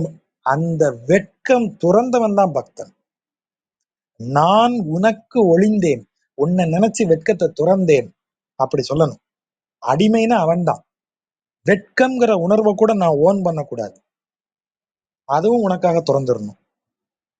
அதான் இந்த சரணாகதிக்குரிய லட்சணங்கள். அதெல்லாம் எம் தாதை தாதை, அதாவது எனக்கு அப்பன் அவனுக்கும் அப்பன், அப்பால் எழுவர், அத மாதிரி 7 தலைமுறை பழ அடிமை வந்தார், அவங்க எல்லாருமே உனக்கு இயல்பாகவே உன்னுடைய அடியாராக இருந்தவர்கள். என்னுடைய 7 தலைமுறையும் உனக்கு அடியாராக இருந்தது. பரம்பரை பரம்பரையா உனக்கு அடிமை. என் நெஞ்சின் உள்ளே வந்தாயை போகலொட்டேன். என் நெஞ்சுக்குள்ள வந்த உன்னைய நான் விடவே மாட்டேன். அந்தோ, அந்தோனா ஆஹா அப்படின்னு ஒரு வியப்பு. என் ஆருயிரே, எனது அருமையான உயிர் போன்றவனே, அரசே. என் ஆருயிரேன்னு சொன்னா உயிர் மேல் நாம் பற்று கொண்டவர்கள். அது என் உயிர்னு நம்ம சொல்லிடுவோம். அதனாலதான் அது ஆருயிர் என்று சொல்லப்படுகிறது. சொன்ன அடுத்த செகண்டே அது எனக்குரிய உயிர் இல்லை, என்னை ஆளும் உயிர். ஆகவேதான் அடுத்த வரியில அரசே. அரசனுக்கு உரிய குடிமக்கள் இல்லையா நாம? அரசன் தான் உடையவன், நாம அவனுக்கு கட்டுப்பட்ட குடிமக்கள். ஆகவே அரசே, என் ஆருயிரே அரசே, அருள் எனக்கு நந்தாமல் தந்த எந்தாய். எந்தாய்னா என் தந்தை போன்றவனே, அவ்வளவு பிரியத்தை காட்டுபவனே. நந்தாமல்னா குறைபடாமல்னு அர்த்தம். நந்துதல்னா குறைபடுதல், குறைதல். நந்தாமல் குறைபடாமல் எனக்கு அருளை அள்ளி வழங்கியவனே, நரையூர் நின்ற நம்பியோ. மண் அஞ்ச 1000 தோள் மழுவில் துணித்த மைந்தா. இந்த இடத்துல மைந்தாங்கிறது யாரு? மைந்தாங்கிறது அன்புக்குரிய ஒரு சொல் என்று 2வது பாட்டுல பார்த்தோம். என்ன ஓட ஆளரியின் உருவாய் மருவி எந்தன் மாடே வந்து அடியேன் மனம் கொள்ள வல்ல மைந்தான்னு சொன்னார். இந்த இடத்துல மைந்தான்னு சொன்னா என்ன கதை? மண் 2 சுழியின் மண்ணுனா மன்னர்கள். மன்னர்கள் அஞ்ச 1000 தோள் மழுவில் துணித்த, 1000 தோளை வெட்டி வீசியவன். கார்த்த வீரியார்ஜுனன் 1000 தோள் உடையவன். பரசுராமன் அதை எல்லாத்தையும் வெட்டி வீசுறான். எதுக்கு வெட்டி வீசினா? அவன் தந்தையாகிய ஜமதக்னி முனிவரை கார்த்த வீரியார்ஜுனன் கொன்னுட்டான். தந்தையின் பொருட்டு வந்து இந்த செயலை அவன் செய்தான். அதனாலதான் மைந்தான்னு அதை சிறப்பித்து சொல்லப்படுவது. மைந்தன் மகனென வந்து, ஜமதக்னியின் மகனென பரசுராமன் வந்து 1000 தோள்கள் கொண்ட கார்த்த வீரியார்ஜுனனை தனது மழு ஆயுதத்தால் வெட்டி வீசினான். அந்த அந்த மன்னன் யாரு? கார்த்த வீரியார்ஜுனன். அவன் வெற்றிகளை குவித்தவன், தோல்வி அறியாதவன். அப்பேற்பட்ட மன்னனை அஞ்சும்படியாக மண் அஞ்ச 1000 தோள் மழுவில் துணித்த மைந்தா. பரசுராமனை சொல்றார். என் நெஞ்சத்துள் இருந்து இங்கு இனி போய் பிறர் ஒருவர் வல் நெஞ்சம் புக்கு இருக்க ஒட்டேன், வளைத்து வைத்தேன். கான்பிடன்ஸ் லெவல் எந்த லெவலுக்கு போகுது பாருங்க. அதாவது நீ வந்து தோல்வியே அறியாத உலகையெல்லாம் வென்ற கார்த்த வீரியார்ஜுனனே அஞ்சும்படியாக அவன் 1000 தோள்களையும் வெட்டி வீசியவனா இரு. பேர்பட்டவன். நீ நினைச்சா என்னையெல்லாம் ஒரு ஆளா யோசிக்கவே கூட மாட்டேன். நான் உனக்கு எதிர வந்து நிற்கிறதுக்கு கூட முடியாது. ஏன்னா நீ அப்பேற்பட்ட காரியங்களை செய்தவன். கையில் உள்ள மழுவால் 1000 தோள்களை வெட்டி வீசியவன். அவன் யாரு? தோல்வியே அறியாத பெருவீரன். அவனையே நீ வந்து அஞ்சும்படி செய்து தோற்கடிச்சிருக்க. நான்லாம் ஒரு ஆளு. ஆனால் நான் உன்னைய போக விட மாட்டேன். அப்போ உன்னுடைய வீரத்தை வச்சு நான் உன்கிட்ட சவால் விடல, என் அன்புனால சவால் விடுறேன். என் நெஞ்சத்துள் இருந்து இங்கு இனி போய் பிறர் ஒருவர் வல் நெஞ்சம் புக்கு இருக்க ஒட்டேன். ஒட்டேன்னா ஒப்புக்கொள்ள மாட்டேன். இனி என் நெஞ்சுக்குள்ள வந்துட்டு இல்ல, இனி போய் நீ இன்னொருத்தர் நெஞ்சுக்குள்ள புகுந்து இருக்கிறதுக்கு நான் ஒத்துக்கவே மாட்டேன். அப்ப இன்னொருத்தர் நெஞ்சு எப்படி நெஞ்சா? வல் நெஞ்சம், வன்மையான நெஞ்சாம். என்ன இருந்தாலும் நான் பாத்துக்கிற மாதிரி பாத்துக்க முடியுமா? அது கணவனை யார் நன்கு கவனிப்பாள்? மனைவி அப்படின்னு நம்ம சொல்லுவோம். எங்க அந்த கணவனுடைய அம்மாட்ட போய் கேளுங்க, என் பிள்ளைய நான் தான் நல்லா பாத்துக்க முடியும். அவ வெறுமன பால்ல சீனிய போட்டு தருவா, நான் ஆத்தி கொடுப்பேன். எப்படி பார்த்தாலும் அம்மா என்ன சொல்லுவேன், நான் தான் பெட்டரா பாத்துக்குவேன்னு ஒரு டைலாக விடத்தான் செய்வாங்க. அவளுக்கு ஒற்றாது. என்னதான் மருமக இதெல்லாம், மருமக நல்லா இட்லி சமைச்சு நல்லா போடுவா. ஆனா 4 இட்லிக்கு மேல அவன் சாப்பிடலன்னா கூட நான் உன்னை போட்டு திணிச்சிருவேன். இவ அப்படி கொடுக்க மாட்டா. அவன் போதும்னா சரின்றுவா. ஏதோ ஒண்ணு சொல்லுவாங்க. எவ்வளவு கவனிச்சாலும் அதுல ஒரு இக்கண்ண வைக்காம அம்மாவால இருக்க முடியாது. அது எதனால அப்படி வருது? அப்ப மனைவி கவனிக்கலையா அவன? அவ அவ அதெல்லாம் கரெக்டா சொல்லுவாங்க. ஆனாலும் நான் அதுல கொஞ்சம் கூடுதலா கவனிப்பேன். அப்படி சொல்வது அன்பின் மிகுதியால் விளைவது. அந்த பையன் மேல இருக்கிற அன்புனால அந்த அம்மா அப்படி பேசுறாங்க. மனைவி சுத்தமா சாப்பாடே போட மாட்டா, நான் தான் சாப்பாடு போடுவேன்னு சொன்னா அது வேற. அவ எவ்வளவு கவனிச்சாலும் அதை விட தான் கூடுதலா ஒரு படி அவனை கவனிப்போம் அப்படின்னு சொல்ற இடம் அன்பின் மிகுதியால வருவது. அதைத்தான் இவரும் செய்யறாரு. இன்னொருவர் நெஞ்சில போய் நீ இருக்கலாம் அப்படின்னு நான் விட மாட்டேன். இதனுடைய அடிப்படை ஒண்ணு இருக்கு. அந்தர்யாமியாக உறையும் இறைவன் எப்படி வந்து அந்தர்யாமியாக உரைகிறான்னா, ஒவ்வொரு ஜீவாத்மாவிற்கும் அந்தர்யாமியாக உரைகிறான் இல்லையா சார்? நீங்களும் நானும் சேர்ந்து அந்த அந்தர்யாமிய காமனா ஷேர் பண்ணிக்குவோம் சார்னு சொல்ற மாதிரி அவன் உரைகிறானா? இருவருடைய நெஞ்சத்திற்கும் சேர்த்து நான் ஒரே அந்தர்யாமியாக இருக்கிறேன், லெட் அஸ் ஷேர் அந்தர்யாமி நாராயணன்னு அப்படி ரெண்டு பேருக்கு ஒரே அவனா வந்திருக்கானா? வரலல்ல. ஒவ்வொரு ஜீவாத்மாவிற்கும் ஒவ்வொரு அந்தர்யாமியாக அவன் உள்ள வந்து இருக்கான்ல. அதுக்கு என்ன பொருள்? உன்னுடைய அந்தர்யாமியாக இருக்கும் இறைவனை வணங்கும் பொறுப்பு உன்னுடையது. இன்னொருவனுக்கு இருக்கக்கூடிய தெய்வத்தை அவன் வணங்க வேண்டியது அவன் பொறுப்பு அவனுக்கு. அதனாலதான் அவன் அந்தர்யாமியாக இருக்கும்போது அது அந்த ஜீவாத்மாவின் பொறுப்பாக சொல்லப்படுகிறது. இத நீங்க அப்படி ரிச்சுவலா மாத்துங்க, அந்த சடங்காக மாத்துனீங்கன்னா, சமாசிரயணம் வாங்கி ஆத்துல பெருமாளை வச்சாச்சுன்னா வைணவ பாஷை, நீங்க ஆச்சாரியன்ட்ட போய் உங்களை அடிமை இதுக்கு ஒப்பு கொடுத்ததுதான் சமாசிரயணம். தோல் இரண்டிலும் சங்கு சக்கர முத்திரை வாங்கி இறைவனுக்கு தொழும்பன் என்று உங்களை ஒப்புக்கொண்டீர்களானால் வீட்டுல பெருமாளை நீங்க வச்சு ஆகணும். சால கிராமமாகவோ படமாகவோ விக்கிரகமாகவோ அவனை வச்சிடணும். வச்சிட்டா அவன் தான் ஆத்து பெருமாள், இல்லத்து பெருமாள், அவன் இல்ல பெருமாள். அவனுக்கு நீங்க நித்திய கைங்கரியம் நித்திய பூஜைகள் செய்து திருவாராதனம் அவனுக்கு தினசரி நீங்க அமுதூட்டி ஆக வேண்டும், கடமை செஞ்சே ஆகணும். அது ஏன் அப்படி வெளியே சொல்லப்படுகிற சடங்கு தான் உள்ளுக்குள்ள அது உன்னுடைய இறைவன். அதாவது திருப்பதிக்கு போனாலும் ஆத்து பெருமாளுக்கு நீ நேவேத்தியம் பண்ணணும் அப்படின்னு அவங்க பாஷை. அதாவது வீட்டுல இருக்கிற பெருமாளை பட்டினி போட்டுட்டு திருப்பதியில இருக்கிற பெருமாளை பார்க்க போறானோ அதை நக்கல் பண்ணுவாங்க. அது வந்து வைணவர்களுக்குள்ள இருக்கக்கூடிய பரிபாஷையில வரக்கூடிய நக்கல். ஆமா, ஆத்து பெருமாளை காய விட்டுட்டு திருப்பதி பெருமாளுக்கு ததியாராதனை பண்ண போனானா அப்படி நக்கல் பண்ணுவாங்க. கிராமத்துல இன்னும் கொச்சையா இருக்கும் இதே பொருளை சொல்லக்கூடிய இன்னொரு பழமொழி. ஆத்தா குண்டி காத்துல வரக்குது, ராமேஸ்வரத்துல போய் வஸ்திரதானம் பண்ணானா அப்படின்னு கிண்டல் பண்ணுவாங்க. பெத்த அம்மைக்கு சீலை இல்லாம அவ இருக்கா, இவன் போய் வஸ்திரதானம் பண்ணி புண்ணியம் தேட போறானா அப்படி. அந்த அதே அந்த உணர்வு வைணவர்கள் பாஷையில எப்படி வரும்னா, ஆத்து பெருமாளுக்கு ஒண்ணுமில்ல, திருப்பதி பெருமாளுக்கு இவன் ததியாராதனை பண்றானா, அங்க போய் இவரு பல உணவுகள் படைக்கிறார் திருப்பதி பெருமாளுக்கு. ரெண்டும் ஒரே பெருமாள் தானே, அப்புறம் ஏன் இந்த வார்த்தையை சொல்றீங்க அப்படின்னா, இல்ல பெருமாள் ரொம்ப முக்கியம். இன்னைக்கு யானைக்கவுனிக்கு போங்க, பழைய நாயக்கர்கள் எல்லாம் புரட்டாசி சனிக்கிழமை ஆனா திருப்பதிக்கு போறது வேற, அவங்க வச்சிருக்கிற பெரிய திருப்பதி பெருமாளுக்கு வடமாலை போட்டு அவங்க வீட்டுல பண்ணுவாங்க. அதை வீட்டு பெருமாள்னே அதை சொல்றது, எங்க வீட்டு பெருமாள்னு அதை சொல்லிக்கிட்டே இருப்பாங்க. அதுதான் இந்த அந்தர்யாமித்துவத்தினுடைய ரிச்சுவல் பிராக்டிஸ், சடங்கு. அப்ப வெளியில 1000 பெருமாள் இருந்தாலும் என் வீட்டு பெருமாள்னு ஒரு இடம் வருது இல்லையா, அந்த வீட்டு பெருமாளை வேற இடத்துக்கு கொடுக்க கூடாது. அந்த வீட்டு பெருமாளுக்கு வீட்டு ஆட்களை தவிர வேறொருவர் வந்து பூஜிக்க கூடாது. அதுதான் வீட்டு பெருமாள். சைவத்துல அது வீர சைவம், லிங்காயத்துகள், தமிழ்நாட்டிலேயே அது உண்டு, லிங்கங்கட்டின்னு சொல்லுவாங்க.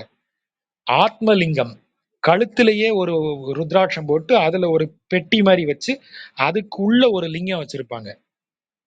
அதுதான் ஆத்மலிங்கம். அது ஆத்மலிங்கத்துக்கு என்ன அர்த்தம்? அவனே உள்ளுக்குள்ள இறைவன் அந்தர்யாமியாக இருக்க லிங்க ரூபமாக இறைவன் இருக்கான், சிவன் இருக்கான். அதான் ஆத்மமே லிங்கமாக இருத்தல், அதான் ஆத்மலிங்கம். அதனுடைய சடங்கு குறியீடு தான் கழுத்துல லிங்கத்தை கட்டி தொங்க விட்டு போறது. அவங்களுக்கு நீங்க என்னதான் அவங்க சைவ தலங்களுக்கு போனாலும், என்னதான் நீங்க வெவ்வேறு சிவன் கோயில்களுக்கெல்லாம் அவங்களை கூட்டு போனீங்கன்னா கூட, அவர்கள் தன் கழுத்தில் இருக்கக்கூடிய அந்த லிங்கத்துக்கு பூஜை பண்ணாம சாப்பிட மாட்டாங்க, ஆத்மலிங்கத்துக்கு பூஜை இல்லாம சாப்பிட மாட்டாங்க. இது எல்லாமே இந்த குறியீடு தான். அதனாலதான் இந்த வார்த்தை வருது, என் நெஞ்சத்துள் இருந்து இங்கு இனி போய் பிறர் ஒருவர் வல் நெஞ்சம் புக்கு இருக்க ஒட்டேன். என் தெய்வம் நீ, என் கூட தான் இருந்தாவணும், இன்னொரு இடத்துக்கு போக கூடாது. ஏன் அவனுக்கு நான் அருள வேண்டாமா? அது அவன் நெஞ்சில் அந்தர்யாமியா இருக்குல்ல, அவனுக்கு அருளு. இங்க இருந்து கிளம்பி போகணும்னு நினைக்காத. அதை நான் ஒத்துக்கவே மாட்டேன் அப்படின்னு சொல்றது. அதுதான் அந்த அந்த அன்பின் மிகுதியால் அப்படி செய்யப்படுவது. நீ கிளம்பலாம் நினைச்சேன்னு வச்சுக்க, உன்னை சுத்தி வந்து பிடிச்சிருவேன். வளைத்து வைத்தேன், நீ எங்கேயும் தப்பிக்க முடியாதபடி சுத்தி வச்சிருக்கேன். அன்பினால் அவனை கட்டி வச்சிருக்கேன். நல் நெஞ்ச அன்னம் மன்னும். அன்னம்னா இந்த இடத்துல அழகிய பெண், தாயார சொல்றாரு, பிராட்டிய சொல்றாரு. நல் நெஞ்ச அன்னம் மன்னும், ஹிருதயத்தில் உரையக்கூடிய பிராட்டி, அவனுடைய ஸ்ரீநிவாசன் இல்லையா அவன். இது இது ஸ்ரீ உரைபவன், தாயார் உரையும் மார்பை உடையவன். அப்படிப்பட்ட நீ எங்க இருக்க? நரையூர் நின்ற நம்பியோ, நரையூரில் இருப்பவனே. நான் சொன்னேன் இல்லையா, திருமங்கையாழ்வார் என்ன பாடினாலும் ஏதாவது ஒரு இடத்துல தாயார ஒரு ஒரு ஹிண்ட் வச்சிருவாரு. நல் நெஞ்ச அன்னம் மன்னும் நரையூர் நின்ற நம்பியும், எப்போதும் பொன்மலரிட்டு இமையோர் தொழுது. இந்த இடத்துல இமையோர்னு சொல்லும் போதே தேவர்கள்னு நமக்கு தெரிஞ்சிருது. தேவர்கள் வந்து, ஏன்னா அவங்க இமைக்க மாட்டார்கள் என்பதால் தேவர்கள். இல்லைன்னா வானவர்னு சொன்னாலும் அது நித்தியசூரியா இருக்குமான்னு ஒரு டவுட் வரலாம். ஆனா இங்க நீங்க நீண்டாயை வானவர்கள் நினைந்து ஏந்தின்னு சொல்லும் போது, நீண்டாயைங்கிற குறிப்பு இருப்பதால் அவர் நெடுமால் படுத்திருக்கிற கோலம், அந்த கோலத்துல அவரை நித்தியசூரிகள் வந்து வணங்க மாட்டாங்க. ஏன்னா அவரு தாயார்கள் சமேதமாக ஸ்ரீதேவி பூதேவி நீலாதேவி சமேதமாக பரவாசுதேவனாக அவர் பரகோலத்துல இருப்பார், அமர்ந்த கோலத்துல தான் அங்க இருப்பார். அந்த கோலத்துல இருக்கிற பெருமாள்கிட்ட வந்து யாரும் குறை சொல்ல மாட்டாங்க. அப்ப தேவர்கள் அங்க வரவே மாட்டாங்க, நித்தியசூரிகள் மட்டும்தான் அங்க உண்டு. தேவர்கள் வந்து வணங்கும் இடத்துல தான் அவன் நீண்டா படுத்த கோலத்துல இருப்பான். ஆகவே இங்க நீண்டாயை வானவர்கள்னு சொல்லும் போது அது தேவர்கள்னு நமக்கு அந்த குறிப்பு வந்துருது. ஏன்னா விபவ வடிவத்தில் இருக்கும் நாராயணனை வணங்க வருவது, தங்கள் குறைகளை சொல்ல வருவது தேவர்கள். இமையோர் என்பதும் நேரடியா தேவர்களை குறிக்கக்கூடியது. ஏன்னா அவங்க இமைக்க மாட்டாங்க என்பதால் இமையோர்.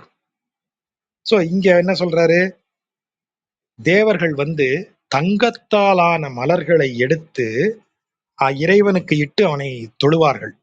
எப்போதும் பொன் மலர் இட்டு பார்க்க வரும்போதெல்லாம் அப்படி செய்வாங்க. அதான் எப்போதும் பொன் மலர் இட்டு இமையோர் தொழுது தங்கள் கைப்போது கொண்டு இறைஞ்சி. கைப்போதுனா கைய நீங்க இப்படி ரெண்டு கையும் இப்படி, இந்த ஒருத்தர்கிட்ட ஏதோ ஒண்ணு வாங்குறீங்கன்னு வைங்க, இந்த ரெண்டு கையையும் இப்படி சேர்த்து வைங்க உள்ளங்கைய. குறிப்பா இந்த இரண்டு உள்ளங்கையிலையும் ஓடுற முதல் ரேகை இரண்டும் ஒரே மாதிரி இருக்கிற மாதிரி இப்படி வைங்க. இது வந்து ஒரு மலர்ந்த மலருக்கான குறியீடு. இப்படி ஒரு மலர்ந்த மலர், இப்படி விரிந்து மலர்ந்த மலர், இப்படி கையை இப்படி ஏந்துற மாதிரி வச்சீங்கன்னா, ரெண்டு கையும் ஏந்துற மாதிரி வச்சீங்கன்னா, இந்த முஸ்லிம்ஸ் தொழுகையில் இப்படி வச்சிருப்பாங்க, இறைவன்கிட்ட கையேந்துறது, இறைவனின் அருளை ஏந்து பெறுவதற்காக இப்படி ஏந்தி கையேந்தி அவன்கிட்ட அருளை வேண்டி நிற்பது. அப்படி அந்த கை இரண்டையும் இப்படி சேர்த்து வச்சிருக்கிறது இருக்கு இல்லையா, அது வந்து கைய மலராக சொல்லுகிறார். போது அப்படின்னா மலர், நம்ம ஏற்கனவே சொல்லியிருக்கோம், மலர்ந்தும் மலராத மலர் அது.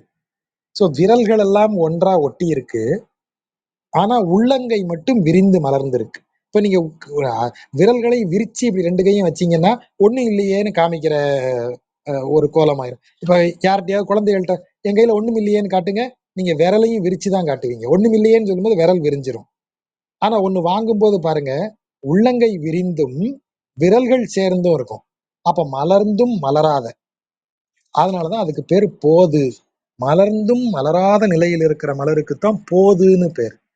அப்போ இந்த இடத்துல என்ன சொல்றோம், கைப்போது கொண்டு இறைஞ்சி, அது உள்ளங்கை நிறைய இப்படி பொன் நிறம் பொன் மலர்களை, அது நல்ல மலர்கள்னு உரையாசிரியர் சொல்றாங்க. பொன் போன்ற மலர்கள் அதை எடுத்துட்டு வராங்க, இறைவனின் திருவடிகளில் இட்டு வணங்குகிறார்கள். அந்த அப்படி இட்ட பிறகும் கையை அப்படியே வச்சிருக்காங்க, அப்படி வச்சு அவனை இறைஞ்சு வணங்குகிறார்கள். கைப்போது கொண்டு இறைஞ்சி கழல் மேல் வணங்க நின்றாய், உனது திருவடிகளை வணங்குகிறார்கள். அப்படி கை நிறைய மலர்களை எடுத்து வந்து, தங்க நிறமான மலர்கள், தங்க மலர்கள், தங்கம் போன்ற மலர்கள், அதை எடுத்துட்டு கொண்டு வந்து தேவர்களெல்லாம் உன்னை தொழுது உனது திருவடிகளில் மலர்களை இட்டு கைகளை அப்படி விரித்த கைகளுடன் உன் முன்பு நின்று உன்னை வணங்குகிறார்கள். இப்போது என் நெஞ்சின் உள்ளே புகுந்தாயை போகல் ஒட்டேன். உன்னை அப்படி தேவர்களெல்லாம் வந்து வணங்குறான். அவங்க எல்லாம் எப்படி வணங்குறாங்க, தங்க மலர் எல்லாம் இட்டு வணங்குறாங்க. இவர் என்னால அதெல்லாம் செய்ய முடியாது, அதனால நீ என்கிட்ட இருந்து கிளம்பி போலான்னு மட்டும் நினைக்காத, உன்னை நான் போக விட மாட்டேன். இப்போது என் நெஞ்சின் உள்ளே புகுந்தாயே, என் நெஞ்சுக்குள்ள புகுந்துட்டல்ல, இனி உன்னைய போக விட மாட்டேன். அங்க தேவர்கள் எல்லாம் நீ எப்படி வணங்குறாங்க பாத்தியான்னு நீ என்கிட்ட சொல்லலாம், என்னை நீ சோதிக்கலாம் அப்படிலாம் சொல்லி, ஆனாலும் நான் உன்னை போக விட மாட்டேன். அப்படின்னா என்ன அர்த்தம்? இதுல நீ நுட்பமா கவனிக்க வேண்டியது, எனது பக்தி என் அளவுல இறைவன்ட்ட உண்மையா இருக்க வேண்டியதுதான் அது பக்தி. இன்னொருத்தன் செய்யறத பார்த்துட்டு, என்ன அவன் பெருமாளுக்கு வந்து சக்கரை பொங்கல் இப்படி பண்றானோ, எவ்வளவு வச்சிருக்கான் அவன் சக்கரை பொங்கல், அவங்க வீட்டு பெருமாள் அது உண்டு. செம காமெடி தெரியுமா அது? முன்னாடி அது ஒரு நாயுடு நண்பர் ஒருத்தர் இருந்தார், இப்போ வயதானவர், இப்போ காலமாயிட்டார். அவர் அந்த கதையை சொல்லுவார், சிரிப்பா இருக்கும்.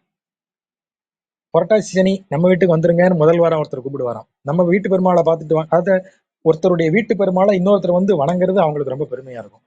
வாங்க வந்து பாருங்க எங்க பெருமாளை பாருங்க, எங்க பெருமாள் ரொம்ப வரப்பிரசாதி, இவரு நம்ம வீட்டுல இருக்கிற பெருமாள் ரொம்ப வரப்பிரசாதிம்பாரு.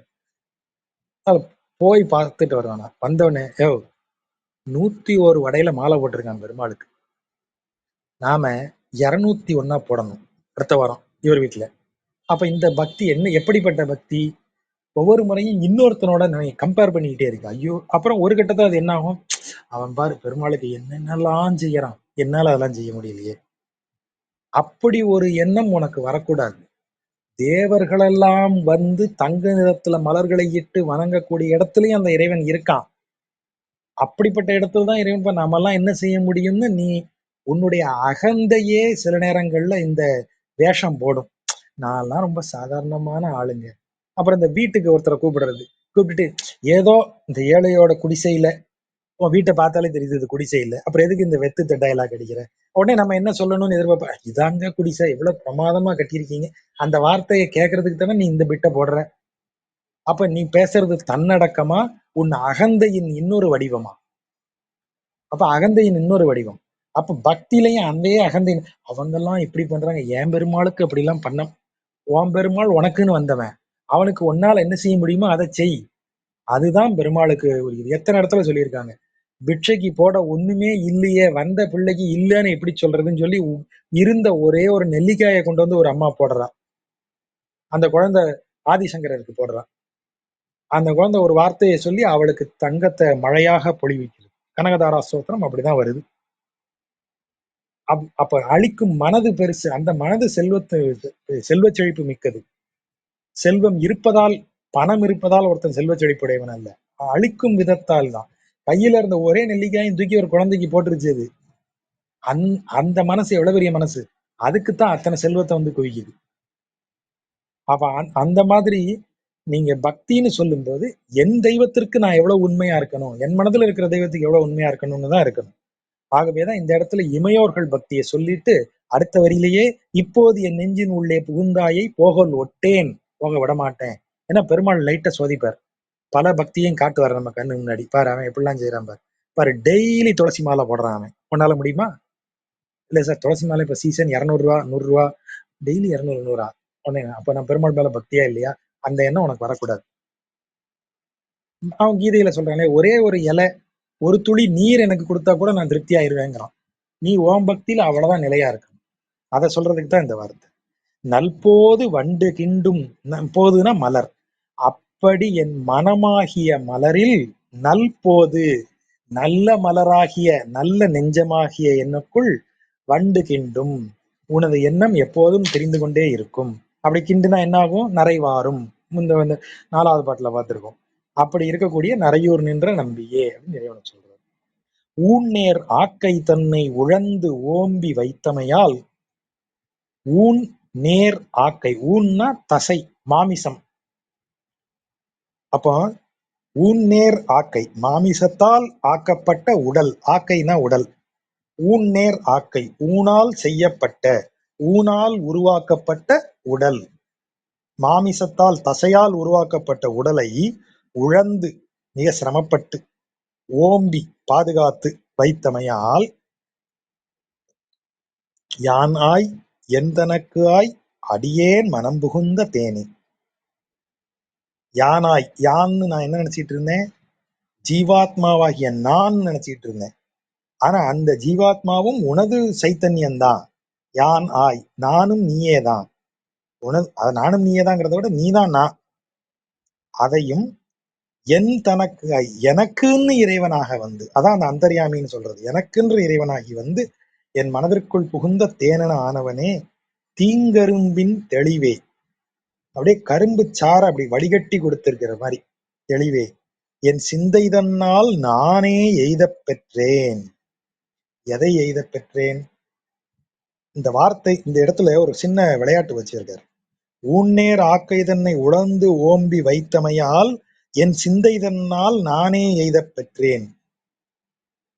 என் உடம்ப ரொம்ப கஷ்டப்பட்டு தசையாலான மாமிசத்தாலான இந்த உடலை ரொம்ப கஷ்டப்பட்டு பேணி வச்சதுனால நானே என் சிந்தனையில இதெல்லாம் கிடைக்க பெற்றேங்கிறாரு. கொஞ்சம் விசித்திரமா இருக்கு இல்லையா? என் சிந்தை தந்தால் நானே எய்தப் பெற்றேன். இதற்கு என்ன பொருள் என்றால், இந்த உடல் நமக்கு அளிக்கப்படும் போது கரண கலேபரம்னு வைணவ பரிபாஷை. கரணம்னா காரணம், கலேபரம்னா கருவி. பிசிக்கல் ஆப்ஜெக்ட் எல்லாம் கலேவரம். கரணம் எனப்படுவது அத ஹார்ட்வேருக்கான சாஃப்ட்வேர்னு வச்சுப்போம். இதை இறைவன் கொடுத்து ஒரே ஒரு விஷயத்தை மட்டும் நம்ம சாய்ஸ்ல விடுறான். நீ போய் இதை வச்சு இதனுடைய நேச்சரை சொல்லிடுறேன். நேச்சர் ஆஃப் புலன்கள் வந்து உலக இன்பத்தை நோக்கி போகும். ஆனா உனக்கு சிந்தைன்னு ஒண்ணு கொடுக்குறேன், சிந்தனை அறிவுன்னு ஒண்ணு கொடுக்குறேன். அந்த அறிவின் துணையோட நீ கவனிக்க ஆரம்பிச்சனா இந்த இத இத வச்சு நீ என்னைய வந்து சேர்ந்துடலாம். இதுதான் சேலஞ்ச். ஓகே கிளம்பு பூமிக்குன்னு அனுப்பி விட்டுறாரு ஜீவாத்மாவை. இங்க வந்து இறங்கின உடனே இந்த புலன்கள் எல்லாம் உலக இன்பத்தை நோக்கி எடுக்கும்போது சிந்தை வந்து கொஞ்சம் என்னப்பான்னு சொல்லும்போது புலன்கள் என்ன செய்யுமா, சிந்தையை கொஞ்சம் சிந்தையை வந்து கொஞ்சம் சொல்லுமா, சிந்தையை இது ஐஸ் பண்ணும். இங்க பாரு அதெல்லாம் சும்மாப்பா, நீ இங்க வா, நானே உனக்கு இதுதான் மகிழ்ச்சி, இதுதான் இன்பம், இதையே வந்து தொடர்ந்து மெயின்டைன் பண்ணு, இதுதான் நல்லது அப்படின்னு சிந்தையை சொல்லி புலன்கள் ஈர்த்துட்டு போயிடும். அதனாலதான் இவர் என்ன சொல்றாரு, அப்ப புலன்களை முழுவதும் வெறுத்து ஒதுக்கி விடுவோமா? கண்ணை குருடாக்கி கொண்டும் காதை செவிடாக்கி கொண்டும் வாயை ஊமையாக்கி கொண்டும் ஒருத்தன் இருந்துட்டான்னா அவன் ஞானம் பெற்று வரானா? இல்ல. அதை தகுந்த முறையில் பயன்படுத்தி அதன் வழியாக சிந்தையை உறுதிப்படுத்தி இறைவன்கிட்ட கொண்டு போய் நம்ம அடையணும். அப்ப உடலை சரியான விதத்தில் பேண வேண்டும். புலன்களின் இன்பத்தின் பாதையிலேயே இந்த உடலை விட்டு வீணாக்கிடக்கூடாது. அதுதான் இதன் பொருள். ஊன்னேர் ஆக்கை தன்னை உழம்பி ஓம்பி வைத்தமையால் என் சிந்தை தன்னால் நானே எய்தப் பெற்றேன். அந்த நான் தான் இப்படி வந்து எய்துகிறது. ஏனென்றால் யானாய் என் தனக்காய் அடியேன் மனம். இதெல்லாம் எப்படி எனக்கு செய்ய முடிஞ்சதுன்னா நீ என் மனதில் வந்து புகுந்ததால். இதை நானே செய்தேன்னு நினைக்கல, இதுக்கு எல்லாம் காரணம் என் மனதிற்குள் நீ வந்து புகுந்ததால் அப்படின்னு அந்த இடத்த டிக்ளேர் பண்றார். நல்நீர் வயல் புடைசூழ் நரையூர் நின்ற நம்பியை. நல்ல நீர் நிறைந்த வயல்கள் சூழப்பெற்ற வளம் மிக்க நரையூரில் இருக்கும் நம்பியை கல் நீர மால் வரை தோள். கல் நீர அதாவது பெரிய மலைப்பாறையில அருவி வழிவது போல பெரும் தோளுடையவன் கலியன். அதுல அதுல மாலைகள், அந்த தோல்ல மாலை அணிந்தால் எப்படி இருக்குமா, பெரிய கல் மலையில பாறையில அருவி கொட்டுற மாதிரி இருக்குமா. கல் நீர மால் வரை தோள் கலிகன்றி மங்கையர்கோன். கலிகன்றி எனப்படும் திருமங்கையின் நாட்டின் மன்னன், மங்கையர்கோனாகிய திருமங்கை மன்னன். சொல் நீர, நீர நீர அப்படின்னா மகிழும்படியாக அர்த்தம். சொல் நீர, அந்த சொல்ல கொண்டாடணும், அந்த சொல்ல மகிழணும். அந்த சொல்லுல அப்படி மகிழத்தக்க சொற்களால் உருவாக்கிய சொல் மாலை சொல்லுவார்கள். இந்த பாடலை சொல் மாலைங்கிறார். இந்த சொல் மாலையை சொல்வார்கள். சூழ் விசும்பில். என்னது சூழ் விசும்பில்? விசும்புங்கிறது இந்த இடத்துல பரமபதத்தை குறிக்கும்.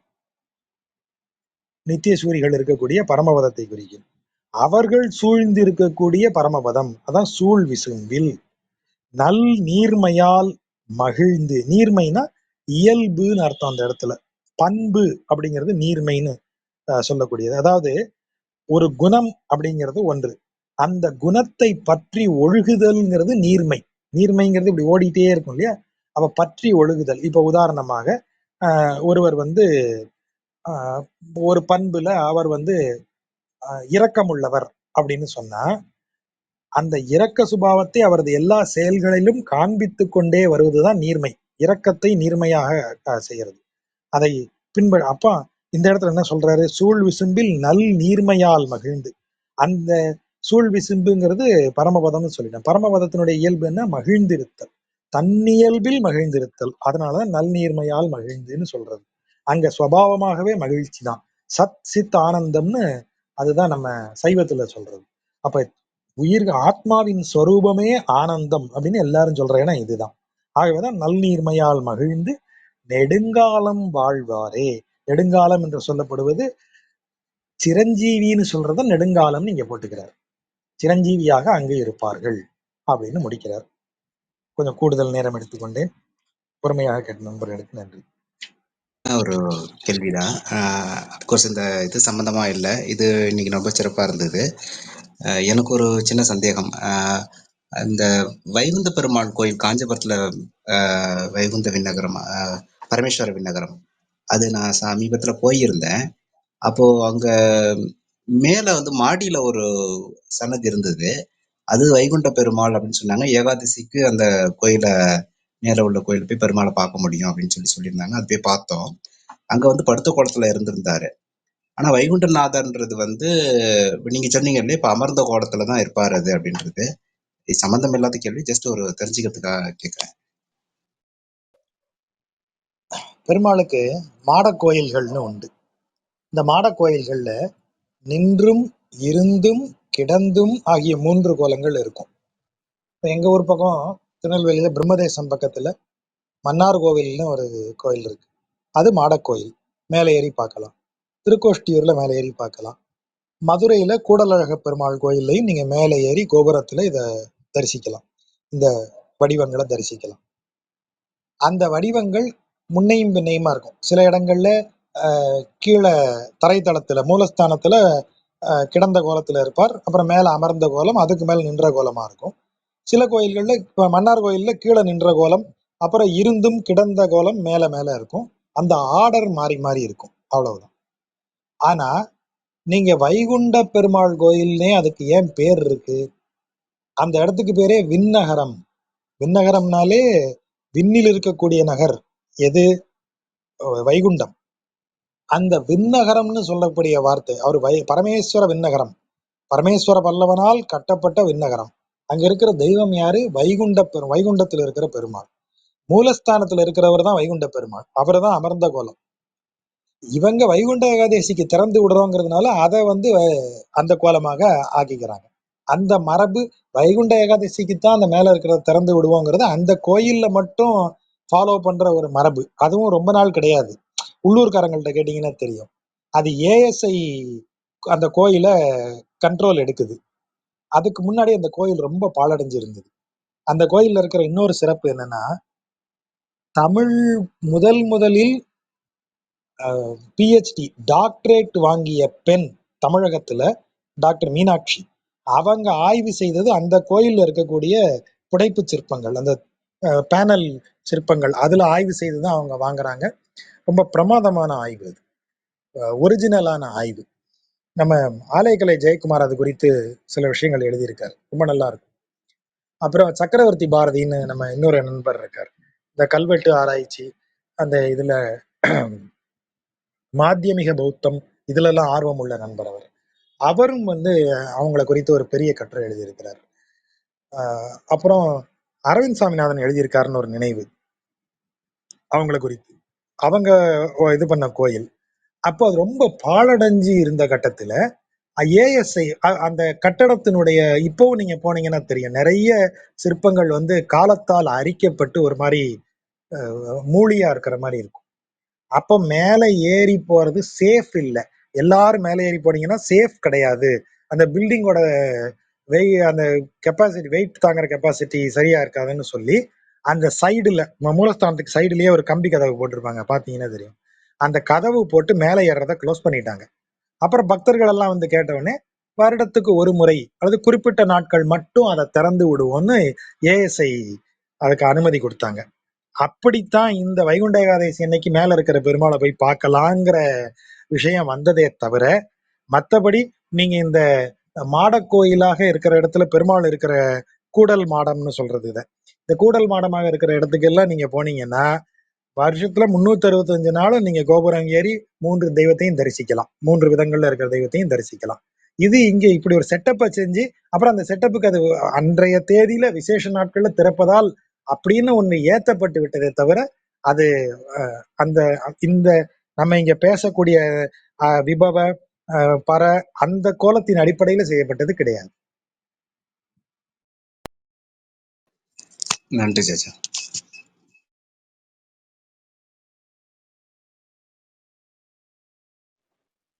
இதை விட்டு ஒரு கொஞ்சம் நேரம் ஆயிடுச்சு. இருந்தாலும் ஒரு இந்த வானமாமலையிலயும் பாத்தீங்கன்னா எல்லாரும் அது வந்து வைகுந்த பெருமாளுடைய இதுதான் அப்படின்னு சொல்றாங்க. அதுவும் உண்மையா உட்கார்ந்து இருக்கிற திருக்கோலத்துல எல்லாம் இருக்கு. மேல அப்சரஸ் அது இது எல்லாமே இருக்கு. நிறைய தெய்வங்கள் இருக்கு அதுல. அது பார்த்தா அது just exactly prototype of Vaikuntham இப்படிதான் இருப்பாரு அப்படின்னு அவங்க சொல்றாங்க. என் புரிதல் கரெக்டா? ஆமா ஆமா, நிறைய இடங்கள்ல அப்படி அவரு இருக்கிறது வழக்கம். மன்னார் கோயில் மன்னார்குடிக்கு போனீங்கனாலே மன்னார்குடியில் எல்லாருமே ராஜகோபால சுவாமின்னு சொல்லுவாங்க. ஆனா உற்சவர் தான் ராஜகோபாலன். மூலஸ்தானத்துல இருக்கிறவர் பரவாசுதேவன். பேரே பரவாசுதேவன் தான். பரமாகிய நிலையில் இருக்கக்கூடிய வாசுதேவ ரூபம் அமர்ந்த கோலம் தான் பரவாசுதேவன் தான் அங்க சொல்லக்கூடியது. மூலஸ்தானத்துல இருக்கிறவரை பரகோலத்துல இருக்கிறாருன்னு தான் சொல்லுவாங்க. ஆகவே இது எல்லாமே வந்து நம்முடைய இதுதான் நம்ம நம்ம நம்ம நம்பிக்கை. அங்க அமர்ந்த கோலத்துல அவர் இருக்கும்போது அவர் பரவாசுதேவனாக இருக்கிறார் அப்படின்னு சொல்லலாம்.